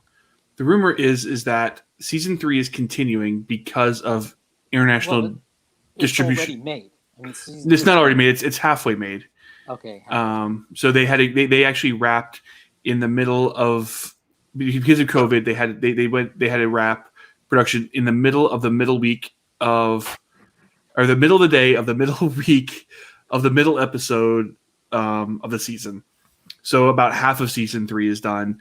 The move to Hulu. So, and so understand that it already moved from Fox, which had renewed it for a third season. It moved from Fox to Hulu because of the delays, because of Seth's other schedules, and the idea. And there's some of the things I read on Reddit and stuff. And again, this is Reddit type stuff, but that Seth was dragging his heels, trying, because he had to deal with Fox that was up for negotiation and things like that, and that didn't go, and he signed with NBC Universal instead. That Disney's only doing this third season because of international distribution deals that were signed before the acquisition. So they kind of have to do it because they're already getting paid for it, and that the fourth season basically is what would be canceled. If that's true, the producers aren't going to know that yet. The producers won't know that until Disney makes a final decision at the end of the year. But I mean, I'd be willing to take the first $20. Isn't that true of every show though? I mean, how is it different from any other show? They don't. Right, but I don't think this is. But I don't think Disney wants to make the Orville. I mean, I don't. I think it was fortuitous that they got the production deal they did, in terms of tax credits and stuff. But I don't think Disney. This isn't a tentpole franchise for Disney. This isn't something that they want to, throw dimes to chase nickels after. I think at the end of the day, Seth has left Fox or Searchlighter now. So his influence on the show is going to diminish. I think that we're going to get to the end of season 3, and I think that's going to be it. And I don't think Doug Drexler or Tom Costanzas would know that yet. I think that's something that's probably, if it's been decided, it's been decided between Hulu and Disney execs, and they're just waiting for the curtain to fall on the third season, and then they'll announce it. But we'll see, But I'd be willing to take the first $20 bet that Orville doesn't come back for season 4. Well, I would actually not take that bet because I agree with you, but I don't think it's because of. I think it's simply because it's just sort of it's run out of steam creatively. Yeah. Right. You can only copy TNG so much, and while there was some signs of originality in the second season, we don't know how that's going to unfurl in season 3, and they're going to have to build a fan base, and I'm not sure that they have the staying power for that. Well, the main fan base they had was the fact that they were on TV and Star Trek was on CBS All Access. That was their biggest draw. I don't think that's the case. Look, here's the thing, is that the problem going into a third season with rebooting the franchise, like Star Trek Next Generation did, is that the Orville does not have the brand name of Star Trek attached to it. And now they're going to a pay platform. And while I think this article is bullshit, okay, because it's a completely unknown aggregator site, because they don't write. I looked into the stories. There's nothing original on there. It's just aggregating other people's stories, which is a fairly common thing for a lot of these sites, where you start scrolling through and then you get to the bottom and it says this, you get all these ads for dumb shit like don't eat this and this one trick to reduce belly fat, and it's all those sorts of ads at the bottom of the drivers in Seattle, Washington know this about insurance. Wait a minute, I thought they only did for your prostate. Hold on, I assumed that was only happening in Las Vegas, Nevada. That about these new insurance laws. How are we getting? Click here for Evansville, Indiana's greatest insurance. It's almost like they're misleading you on purpose. It's almost like magic. It's almost like they're tracking your IP address with cookies. So, so I don't trust the site, but I think from a practical standpoint, I agree with both you and Jason that the Orville, as much as I am looking forward to the third season based on the changes I've heard that are going to happen, it has a very tough road ahead of it, especially considering that they are going to a completely new platform. And the fact is they do not have the franchise brand name, that A-list franchise brand name attached to it. So I would not be surprised at all if it's canceled at the end of the third season. Yeah. This article notwithstanding, I think it's just bullshit, is what I think it comes down to. You know what is hilarious, about this article, fact that the Phantom Menace people were the first to call foul. They were the first to call foul on that one. And it's using the same exact sources they use whenever they post their articles. Yeah, they're exclusive insider. Yeah, the right. It's the irony. The irony factor is off the chart there. And I wouldn't have told Hill a feel of. I'm like, you realize the irony in what you're saying, right? It's like, oh, our source is better. Like, it's the same source. How do you know? How do you know that your source is better when you don't know who their exclusive source is? Right. I mean, it's ridiculous. Well, actually, it is the same source. It's no one. It's just 4chan. It's 4chan. It's your imagination. I mean, that's your source. It never gets. It gets better every time they try to circulate a new rumor. It's just hilarious. Like, oh, okay, where'd you get this? Yep, 4chan. There it is. Yeah, the psychology of it really is interesting to me because it's really a huge power play. I mean, what more power can you have, especially if you're someone on 4chan, when you can write something and you've got a built-in audience that's going to believe whatever you say. Yeah, just for the fact that you're on 4chan, they're going to believe it. Exactly. It's like when Kowalski got that one rumor that pissed off Doomcock a while back. It showed how he when the first letter spelled out, "I'm trolling you." Yeah. I thought that was hilarious. I mean, it just goes to show they will believe anything, and then they go, "Oh, we knew, we didn't care." Yeah, okay, you knew. Yeah, right, the funny. I'm going to point out the funniest part about that was that Doomcock cited someone known only as Anonymous on 4chan. Everyone is known as Anonymous on 4chan. Nobody uses their real name. It's all anonymous. It's what they all say. Yep. All righty. Next. All right, let's move on to our next topic. We're moving from television to comics. DC Comics, to be specific, has announced a virtual interactive experience for its fans for free coming on August 22nd called the DC Fandome. And they released a kind of a teaser trailer for it this week, which featured John Williams' original Superman theme, which it's still, I think, check our Trello. Yeah. So, are you guys interested? Are you going to attend part of said thing? I am. Let's start with I that. am. I'm basically more of a comics fan than I am a sci-fi media fan, in terms of visually. And so I've been waiting for either Marvel or DC to do something like this, have their own convention online with their own stable of writers and editors and artists. And I think this is going to be a lot of fun. Anyone else?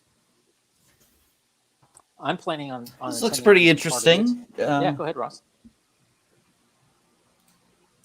If I'm able to, I definitely will. There's been a bunch of events, streams like this that have gone on the last couple weeks that I've only been able to bits and pieces of. QuakeCon, for example, was going on today, and I was only bits and pieces of it. So if I'm able to, I certainly will. All right, great. I'm planning on it. I've been excited by what we're seeing from DC Comics on TV. I know a number of you have been keeping up with Stargirl, as have I, and I am loving the direction of that show. It still has its quirky, kind of teenagery things that kind of make me throw my hands up in the air, but that's teenagers for you, right? But I think the way it is dealing with the legacy of DC Comics and the Justice Society, which was always a favorite of mine, I think it's they're handling it well and respectfully, but also bringing it into a modern age, and I'm really enjoying it. And I think for DC Comics, I also started watching Doom Patrol finally. George, sorry it took me so long. May you rest in peace. And I It's have great, been ain't loving it? that as well. You know, and then of course this week was the premiere of the Umbrella Academy, which is kind of like the Doom Patrol, and I binged that and finally finished watching it this week as well, and I enjoyed it. So, so I'm all for it, and for DC moving forward with more. And what's coming in the future, Carlos? Do you know? Sandman. I've heard that, although I was never Yes. really a Sandman fan, but I know it's well. I Oh, picked it up on Carlos. Audible. I planned on listening to it this week, but I haven't yet. I'm glad you're doing it though, Raul. It came out at a weird time for me, and so I just never got Sure, into sure. it. It's probably one of the strongest single comic book events I think during my lifetime, and it is up there with the Watchmen and V for Vendetta and things like that. I really think it is strong enough to stand next to the best of the best in comic book land. And I believe that by viewing the way that they have done American Gods, I think that they're going to do it justice. Well, when it moves, and I'm optimistic. I think they're running on all thrusters right now over at DC. Any other thoughts? Okay, then let's move on to our next topic, which is moving into the world of gaming. The big news this week is that our esteemed president, Donald Trump, who took aim at TikTok and its Chinese owners, and is now going for other Chinese companies that operate in the U.S. That have apps and, in this case, games that that do a lot of business with people in the United States, and that is Tencent, which I know we've discussed before. They are a video game giant, the biggest in the world, and they own pieces of a lot of other companies here in the U.S., gaming companies here in the U.S.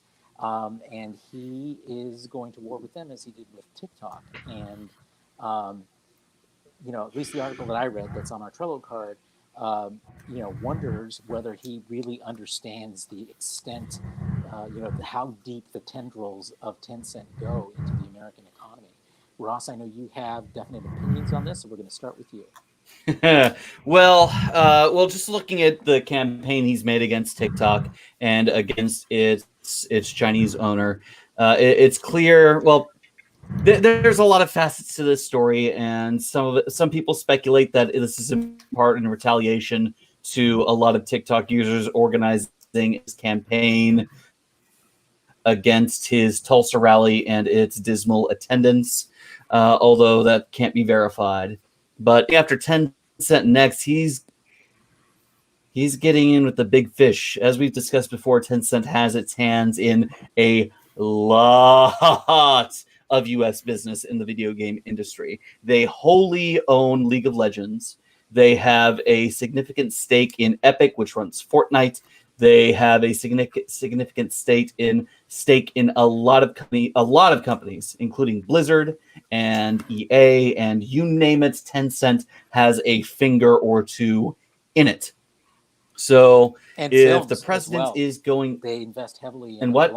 They invest heavily in a lot of U.S. films, studio films. yes, they are investing in films as well. So if the president's going after Tencent as well, that's a lot of money that he is putting at stake for these companies, and it's a lot of money. Yeah, I think he'll get a lot of pushback from people. Oh, in the business certainly, sector certainly. around that, because it's going to go directly to their bottom line. You know, not the least of which is Hollywood, because they depend on Chinese financing to a significant degree. And, Oh, yeah. And Tencent has been the provider of a lot of financing for the film industry in the last decade. So, you know, he won't just be declaring war on China. He's going to be declaring war on a number of large American companies as well. There's also Well, and the thing to keep in mind. Hey, Glenn. one thing to keep in mind, especially as far as businesses go, a lot of these companies are trying to expand into the Chinese market, and it's a huge growth market.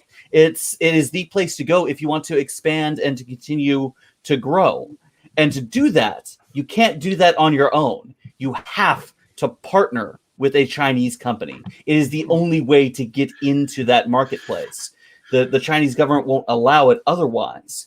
So all of these companies who want to continue to grow and expand their markets, they have to partner with these companies. They have to accept a stake in their business with these companies.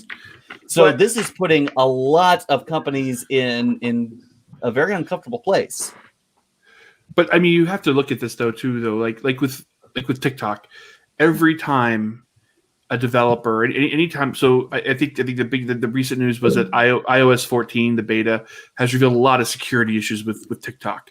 Specifically, that if I have TikTok installed on my iPhone, right, TikTok has access to the clipboard of my iPad, my Mac, my any Apple products I have. It has access to, and that's not disclosed in any terms of service. And this happened, and TikTok discovered this 6 months ago. It was reported that this came up about Google, and TikTok sure they fixed it, but they obviously didn't. And the same concerns story several times along the way. Right.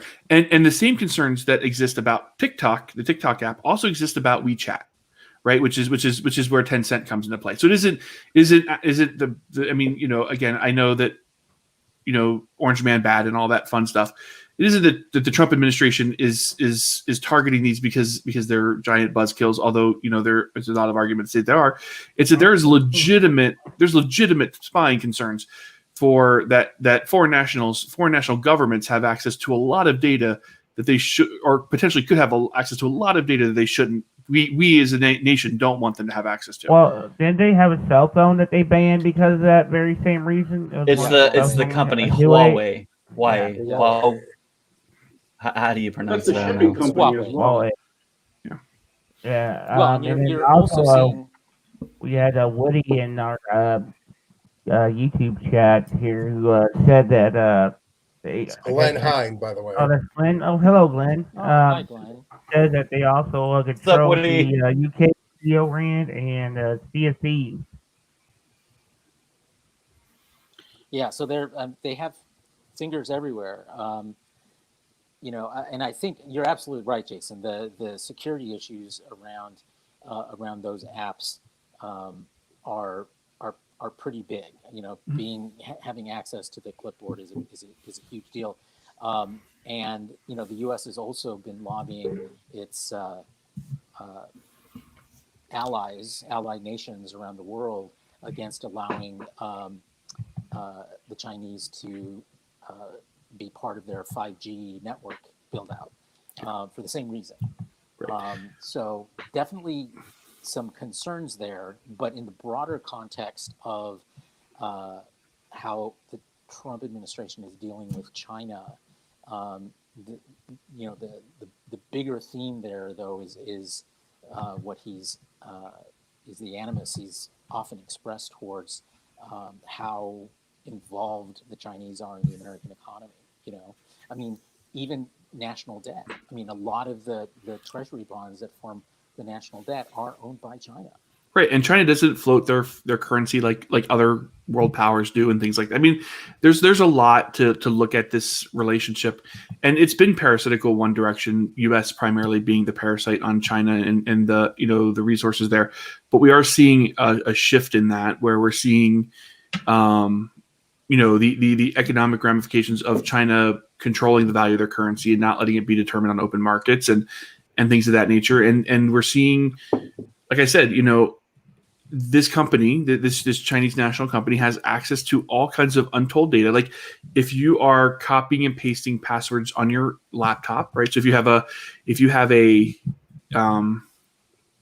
a password program, right, where you copy and paste your passwords, the Chinese government technically could get access to your passwords, to your bank, to your, and I know there's a lot of people saying, well, that doesn't, they really want that.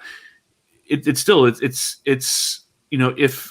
TikTok wants to create a privacy statement that includes where they share everything. What's killing me is that I don't even understand how this stuff is passing GDPR and the new California compliance, because it's very insidious when you look at the amount of data and how it's stored and how, and what they have access to and what they're not declaring they have access to. Yes, all good questions. All good questions. Any other thoughts on? And I will say go ahead. that although although the headline says, "Oh, Trump's banning Fortnite," Fortnite's and Epic only have Tencent only has a stake in Epic, so Fortnite isn't going away. What you got to worry about is League of Legends and Riot Games, because they are wholly owned by Tencent. Well, and even if you're a company in which it only has a stake, the economic disruption that it can possibly have on upgrades and so forth, on marketing, if they lose access to that capital, that still has a major, negative effect on the companies in which it owns only a stake. I'll tell you, if Trump could ban Fortnite, my wife will vote for her. And the biggest fish in the pond, it's by no means the only one. As we talked about, the company that owns the one we're talking previously, the Chinese owners of Grindr were forced to sell their stake in the app because of security concerns as well. But you've got companies like NetEase, which Blizzard is partnered with to distribute their Diablo mobile game in China, and almost wholly owns Bungie, and that means no more Destiny. Right. Yep, they know. So they know where to hit Americans. This could be just the first of many such bans. And yes. Yeah, like you said, it's going to cause a lot of drama. Yeah, just what we need in 2020 is more economic disruption. Yay! Okay, any final thoughts on Trump versus China? Election Trump versus year. TikTok. Election year. So much. Yay! Thank you for the choral interlude, Justin. You're welcome. Let's go to our second gaming topic of the week, and that is Microsoft's complaint this week that Apple is not allowing cloud gaming, that they've been developing all of these games, hoping to be able to make them available on iOS as cloud games. And Apple doesn't seem to be allowing that to happen. Why would does they? Microsoft have a legit claim here? Justin, you want to start us off? Why would they? I mean, they've been rivals for ages. Why would they start working with them now? But why do they allow Microsoft Office and those products, other products? And Microsoft, there's an app for Microsoft Game Pass. There's that app for It benefits them. An Xbox. Well, game? I mean, the idea is it should benefit everyone, and that's why Microsoft develops stuff for the Mac and for iOS. Oh. This is I read about this, and the first thing that came to mind, this is the kind of the same crap they pulled with Amazon for Kindle, okay, except for a little bit more extreme. You can't get Kindle downloads on iOS, and the reason why is because Apple's policies, they tack on 30%, or No, they take 30%. They take a cut. They take a 30% cut. They take a 30% cut. Right, exactly. So so in this case with Xbox, they have their own platform that they want people to use. Is what it comes down to. Was it the Apple Arcade? Is that what it is? That they're constantly shoving down my throat every time I go to the App Store. Yeah, so it makes sense to me that I understand why they're doing it. It's still, it's still a dick move. I mean, is what it comes down to. It seems, counterproductive for. It seems petty, right, Sean? Is that what you're trying to get at? Well, Yeah, I mean, uh, it's not really petty, but what it is anti-competitive.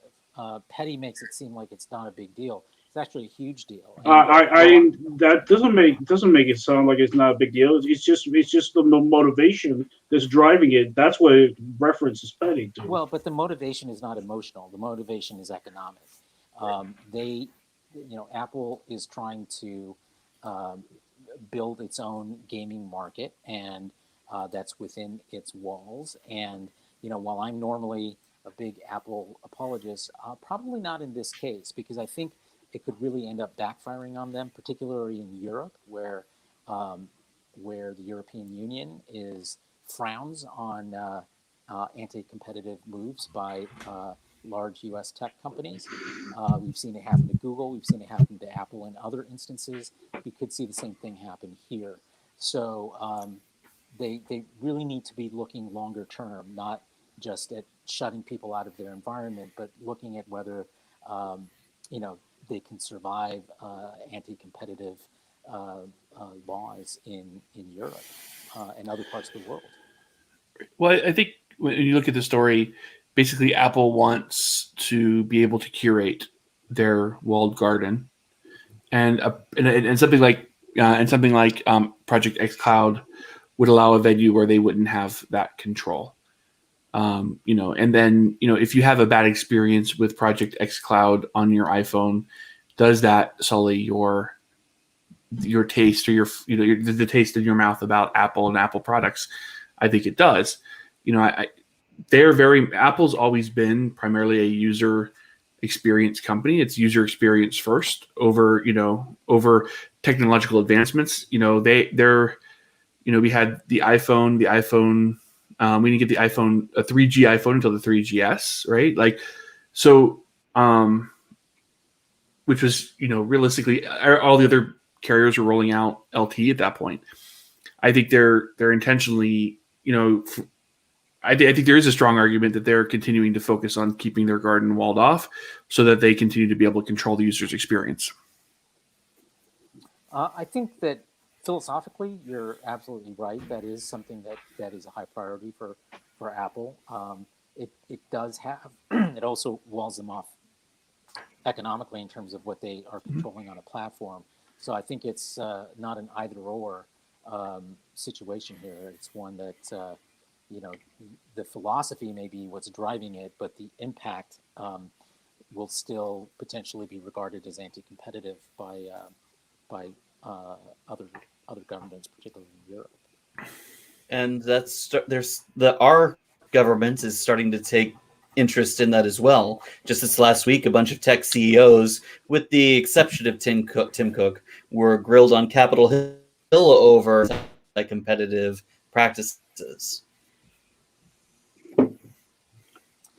Among other things, yeah. But I think these large tech companies that originally promised to do no harm and to always look at towards improving life for human beings on the planet, actually have a lot of insidious shit going on that needs to be brought to light, and they need to be held accountable. And I think of all of them, I mean, Google's been bad, but Facebook is the absolute worst. They're completely unapologetic about it.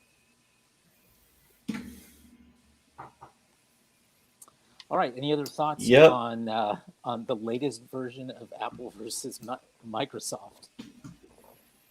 By the way, hi, Facebook audience. Yeah. Yes, we're glad that we can at least We love you, join Facebook. We love you. Yes, and they love your cookies, and not the kind you bake. Okay, so let's move to our final topic of the evening, and that is our regular segment, What Are We Watching? So, who would like to go first? Raul, since you joined us, thank you. Complaints. Send your complaints. And tactical weapons. Yeah, aim your arrows this way. Raul, So- do you want to start us off? What have you been watching this week? Sure. This week I watched the entire first segment, the first series in the War for Cybertron, the Transformers series on Netflix, and I really enjoyed it. It was first of all, it's not a kid show. Don't bring your kids to see this because they will cry. It is extremely violent, and the robots on all sides go down quickly. But that's the last I'm going to talk about it because it is such a neat dovetail into the story that we know that happens in the cartoons and the comic books, and it's well positioned itself to explain not only where certain robots come from, and how the robots interact with each other, including the Decepticons and the Autobots in their piecemeal fashion. Why they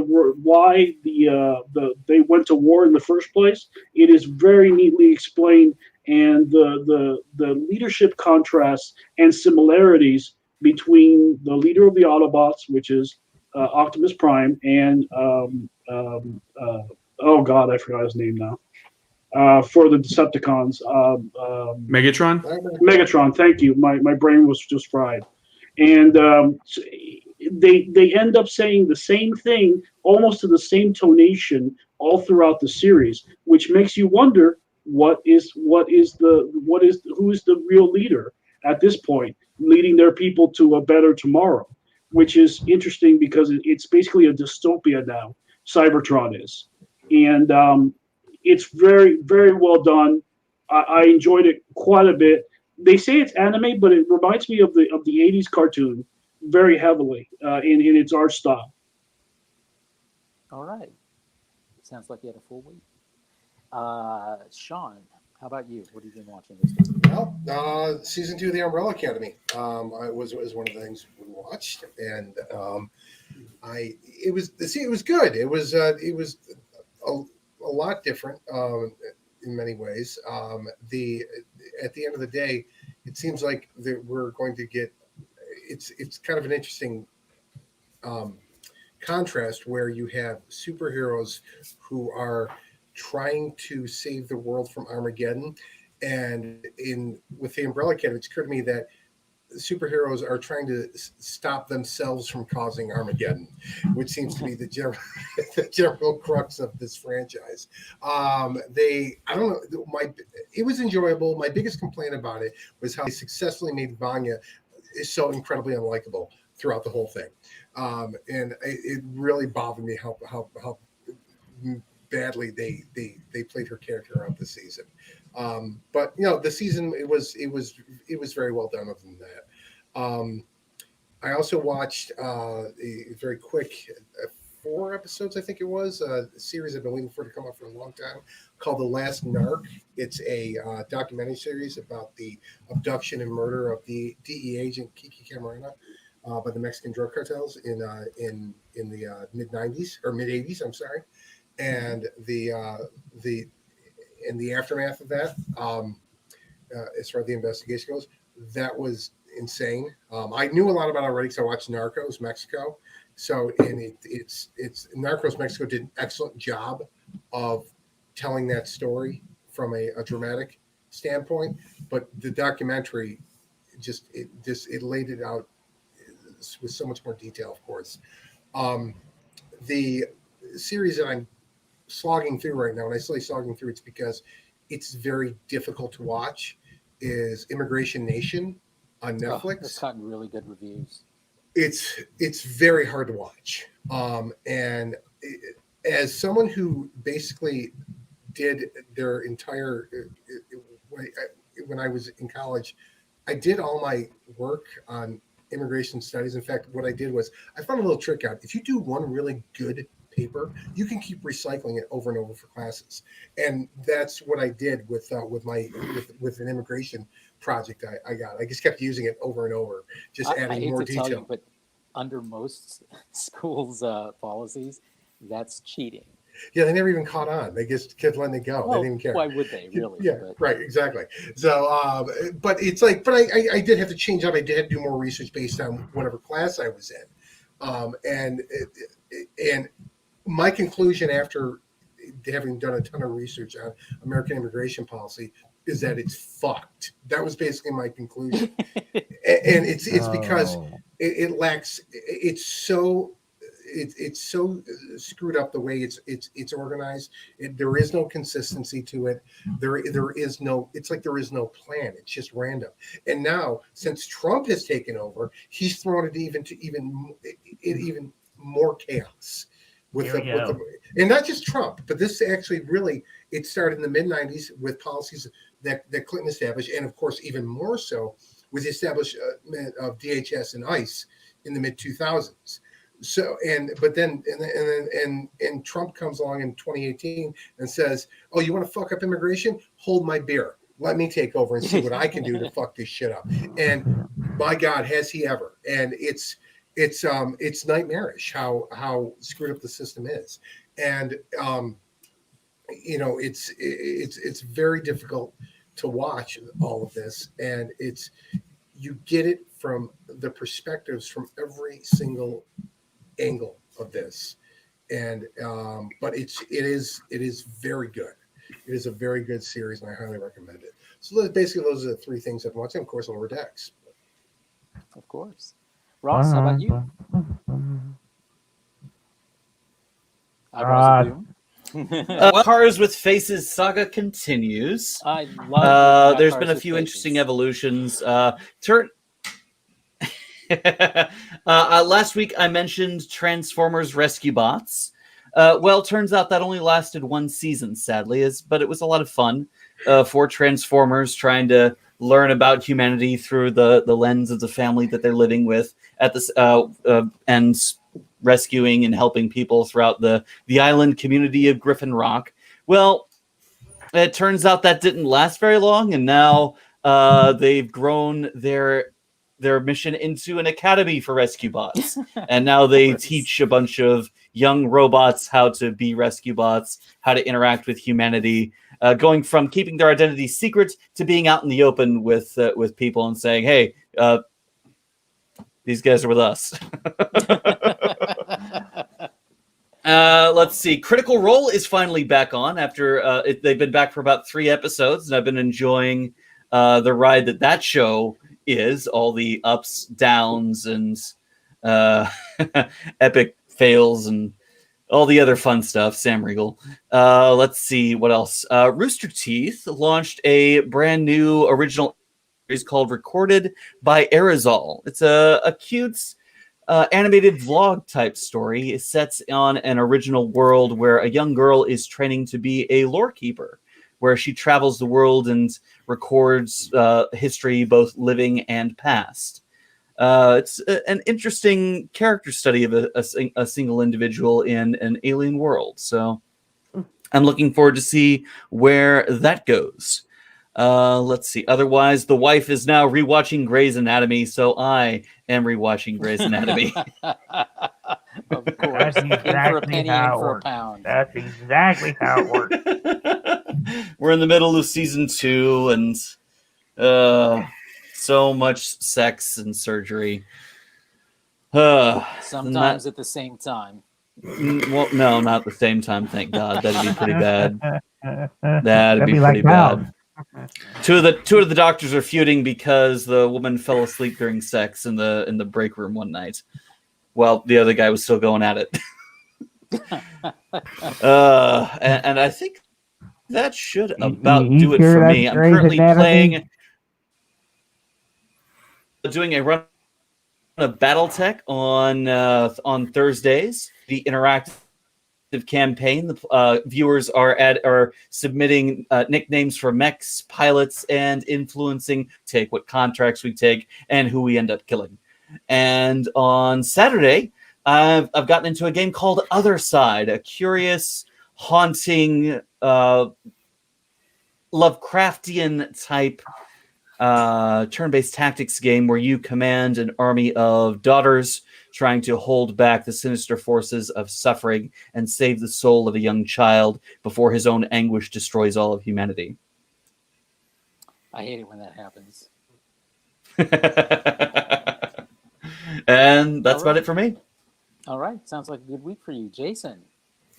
So this week, actually, we ventured out of quarantine to Montana, to the town of West Yellowstone, where we spent most of the week in Yellowstone National Park. So I've been posting pictures. I still have to go through and edit a bunch, and saw lots and lots of bison. Lots of bison. Yeah, we've seen your photos, buddy. That's And that's Yellowstone, not Yellowstone. That's a lot of burgers right there. That's what I'm saying. But so at the hotel, so we'd get back, we were tired, but we'd watch TV at the hotel. I discovered a new show from the History Channel called Forged in Fire. Oh God! Which is a good one. Which is a competition about So I'm oblivious because I haven't had cable, but they bring in 4 people and they make knives and different battle implements. So I've been geeking out over knife making the past week or so. So now I'm actually pricing forges and things of that nature because I'm like, you will love it. You will love that show because I got hooked on it whenever I was in the hospital for a while, and it was one of the shows that was always on. It's a good show. Yeah, Justin, he's taking it next level. He's going to be forging his own fucking swords. This show is so good it makes you think you can actually do it once you get done watching the episode.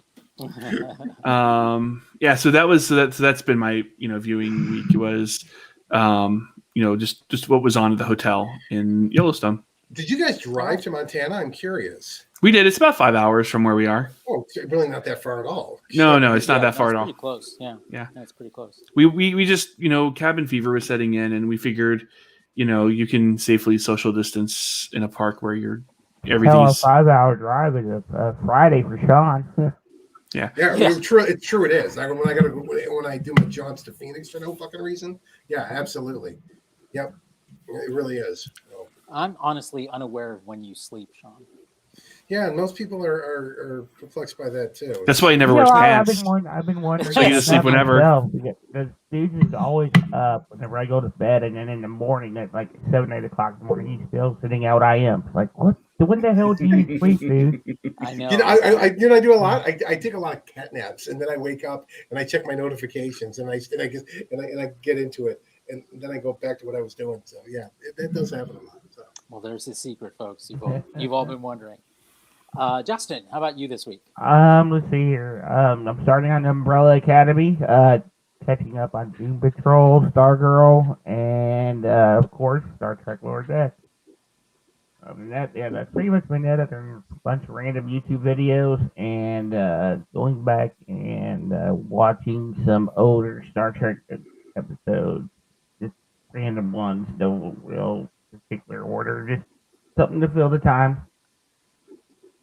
All right. Well, I think we had the same kind of week. I also watched Stargirl and Umbrella Academy. And, Sean, one of the things you brought up about Umbrella Academy, about how they made Vanya so unlikable, I thought she was more unlikable in the first season. Really? Yeah. I felt sorry for her.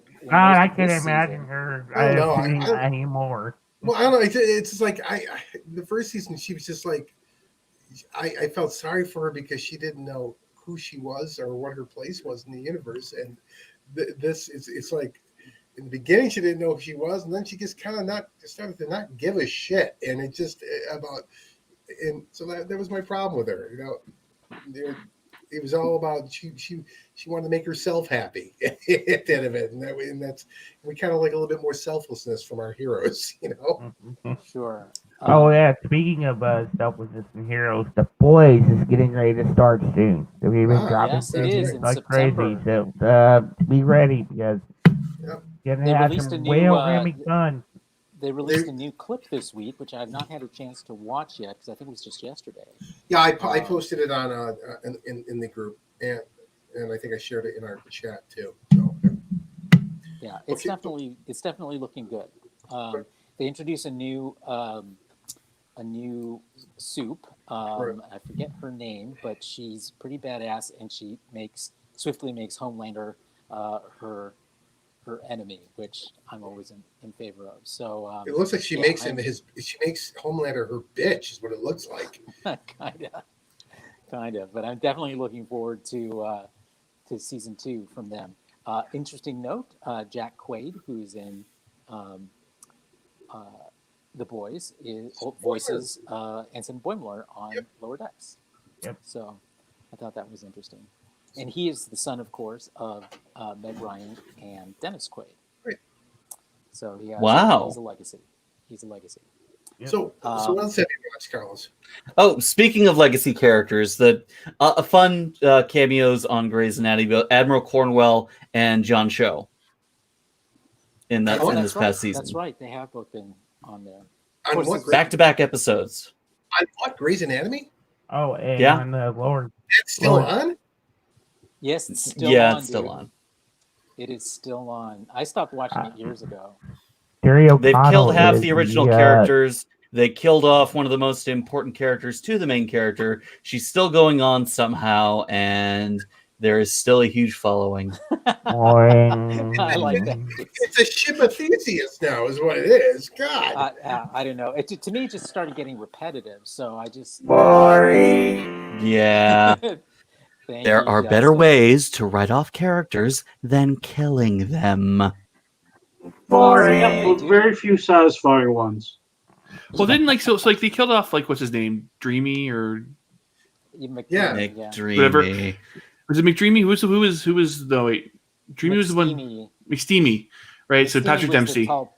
No, McDreamy was Pat. Okay, No, So they killed off- still around. No, yeah, he died. He did die. yeah, they killed off they No, killed wait, off the no. Patrick Dempsey's guy with the brain tumor, Yeah. right?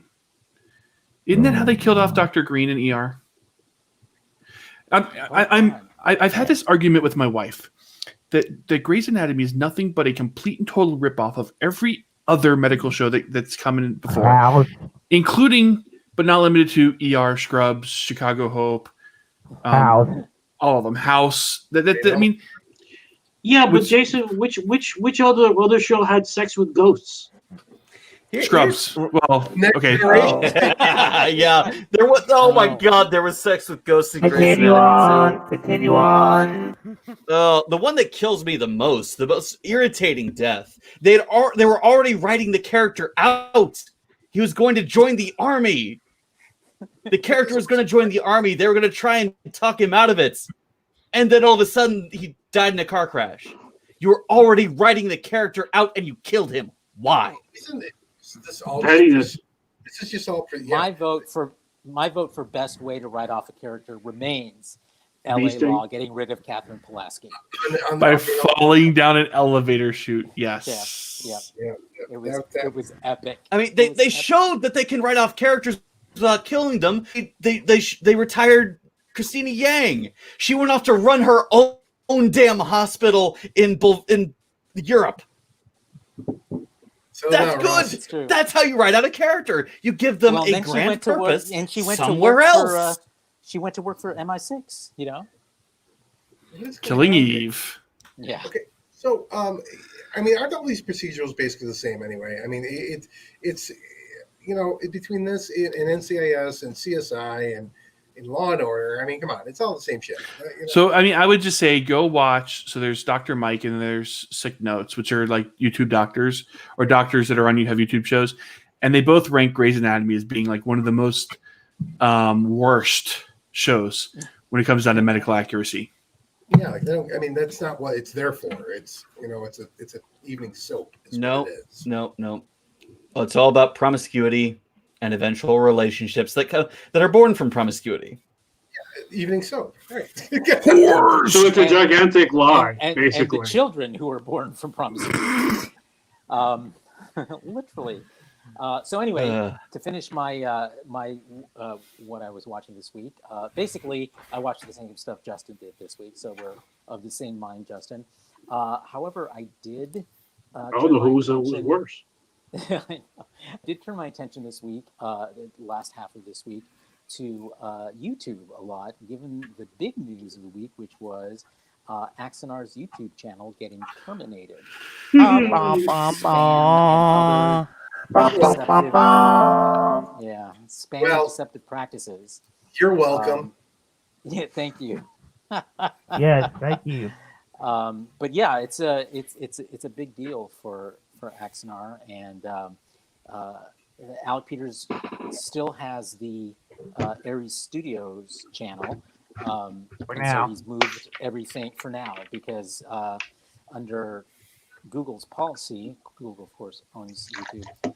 If you're terminated, you can potentially and often do lose your access to all of YouTube's services and some of Google's services, including email and other channels and so forth. So it's a big deal. And Alec Peters has tried to downplay it by saying, "Oh, the same thing happened to us, a year and a half ago," Security which is not violation. true because that was a suspension, and those tend to be temporary anyway. Terminations are final, and it's very rare that they will grant an appeal, although he has appealed. So the story today is no longer that it was an error, but that it was a hack, that he was hacked, and that while hacked, some bot sent out some kind of spam, which nobody has seen. So I don't know how plausible that deniability is, but we'll know within the next several days if it doesn't come back, because it takes between 3 and 7 days for YouTube to consider an appeal, and it's already been Sean, 4, 3? We are up to for day 4. Tomorrow will be day 5. He's got Everyone's YouTube. going to come back. He's hired some YouTube lawyers to look into it for him. Yes, YouTube lawyers are listed in the yellow pages under YouTube and lawyers. Well, and it's not unknown to come back from termination, but it is extremely rare. So I don't expect it, and I think because he engages in the same practices on the Aries Studios channel, it's quite likely that may go too. Oh, One of the interesting things, and I think Sean, you were the one who pointed this out to me, is that there have been a catalog of complaints over the last several years about Axonar's YouTube channel and how Alec Peters conducts himself. So between that and what we know about YouTube's policies about spamming, which clearly has broken, the idea that this is due to some one-time hack is, I think, unbelievable. Absurd. Yes. Yeah. Right. And the more research I looked into, because what it basically says is if you go to the channel, if you link to the channel, it says it's been terminated for spam and deceptive and misleading content. Okay, and so that's pretty specific, and it's repeated offenses of this or severe. And if you look at Alec Peters' his videos, his Axonar Confidential videos, and whatever the hell else he's doing, it's the same shit in every single one. He's using keyword tagging and excessive keyword tagging, especially excessive keyword tagging in the description, as you pointed out. Link tagging. Hold on a second. In the description of the that's the video, particularly egregious. right? And also the other side, he's literally using these videos to panhandle, and that's also a no-no to do that. And also he includes links to outside commercial websites to get him more money, and again, also a no-no. So you take all this into consideration, and this is on every single one of his videos. So you take all this into consideration, and this notion that his account got hacked into, a spam bot kind of, it's absurd. I mean, he's on live streams doing giveaways and then making people pay for shipping in order to get the item. Well, it's all part of a bigger picture. It's not just that one thing, And this is cumulative here, is what this is. And this notion that again that it's one-time hack, that just doesn't happen. I mean, how does that occur? And when he says he tried, it's in the language he uses here is that I'm I'm in contact with you. I've been in contact with YouTube. No, dude, you filed the dispute form. You filled out the dispute form. That is not the same thing as being in contact. I guess in his world of semantics, I guess it is. But being in that's not what you think when you think of being in contact with YouTube, because that would mean you got to talk to YouTube about this, and that's not how YouTube works. Yeah. YouTube, unless you're a major prime generator of revenue on that service, you're not getting your phone call answered. So even then, you got top creators that are throwing fits because they can't get a hold of YouTube or something that's happens. very true. Even the big ones can't have difficulty, but Alec Peters can with his videos that get 1,700 hits. I don't think ever since YouTube stopped the partner program, what they would have these firms that YouTubers join up with and be their intermediaries. YouTube put a stop to all that. That was their go-between. MCMs, the biggest scam of the generation. Yeah, and YouTube put a stop to that. That was a lot of the creators' direct line to YouTube was through these other companies. The YouTube didn't stop the MCMs. The MCMs created these big platforms and creators with huge audiences, and then were acquired by big media companies who realized that the MCMs pumped up the numbers to make them think that they were buying something valuable, and then things collapsed. Explain what an MCM is. I know what it is, but I want you to explain. Multi-channel network. So your Machinima, your React, your what were a couple others? There were a bunch back in the and Channel this Awesome. is a big thing. This is a big issue that Ninja had. Am I right about this? He was Not Ninja. There really haven't been anything like MCMs on Twitch. On YouTube when he was on YouTube, I'm almost positive it was him. He was the one that had the issue with it. Game Theory is the one who publicized their big fight with their MCN, who withheld money from them in order to line their own pockets and to make it look like their income was better than it actually was. Yeah. All right. Well, I think you have a big announcement coming up Saturday, Carlos. Yes, I do. Everyone should tune into Axe Monitor Saturday morning. I'm not sure when this goes up, so I think this is up now. We're live. Oh, we're live. So tune in Saturday morning to Axe Monitor as we'll have some big news about Axonar on there. So watch out. Yeah. So you broke out the old, the old paddles clear, bring Axonar back to life. Yep. Yeah, where you been? Yeah. Well, it's a well-known fact that Ross has kept Carlos locked in his love dungeon. Oh my! Oh, my. What a gentleman master! Oh, so hit me, baby, show. one more time. So Carlos is a big article. Carlos is a bit article because he's going to catch up in a year of not publishing anything. So it's going to be like about 47,000 words, and it should include the news that's coming out tomorrow as well. So enjoy. Enjoy. And we have been, it's going to be epic. Everybody sit tight. Make sure it gets popcorn. Oh, it's enjoy the show. It's going to be a roller coaster. Enjoy, kids. All right. So that brings us to the end of this week's show. Program note, come back next week. We will start off again with our review of episode 2 of Lower Decks and our Lowered Expectations segment, and then the rest of our regular topics and, of course, what are we watching for next week. So we're signing off. Thanks to all of my fellow hosts, and we'll see you next week. All right. Don't live long and prosper me, sarcastically. Sarcastic Vulcan salute. Isn't sarcastic Vulcan salute just a regular Vulcan salute?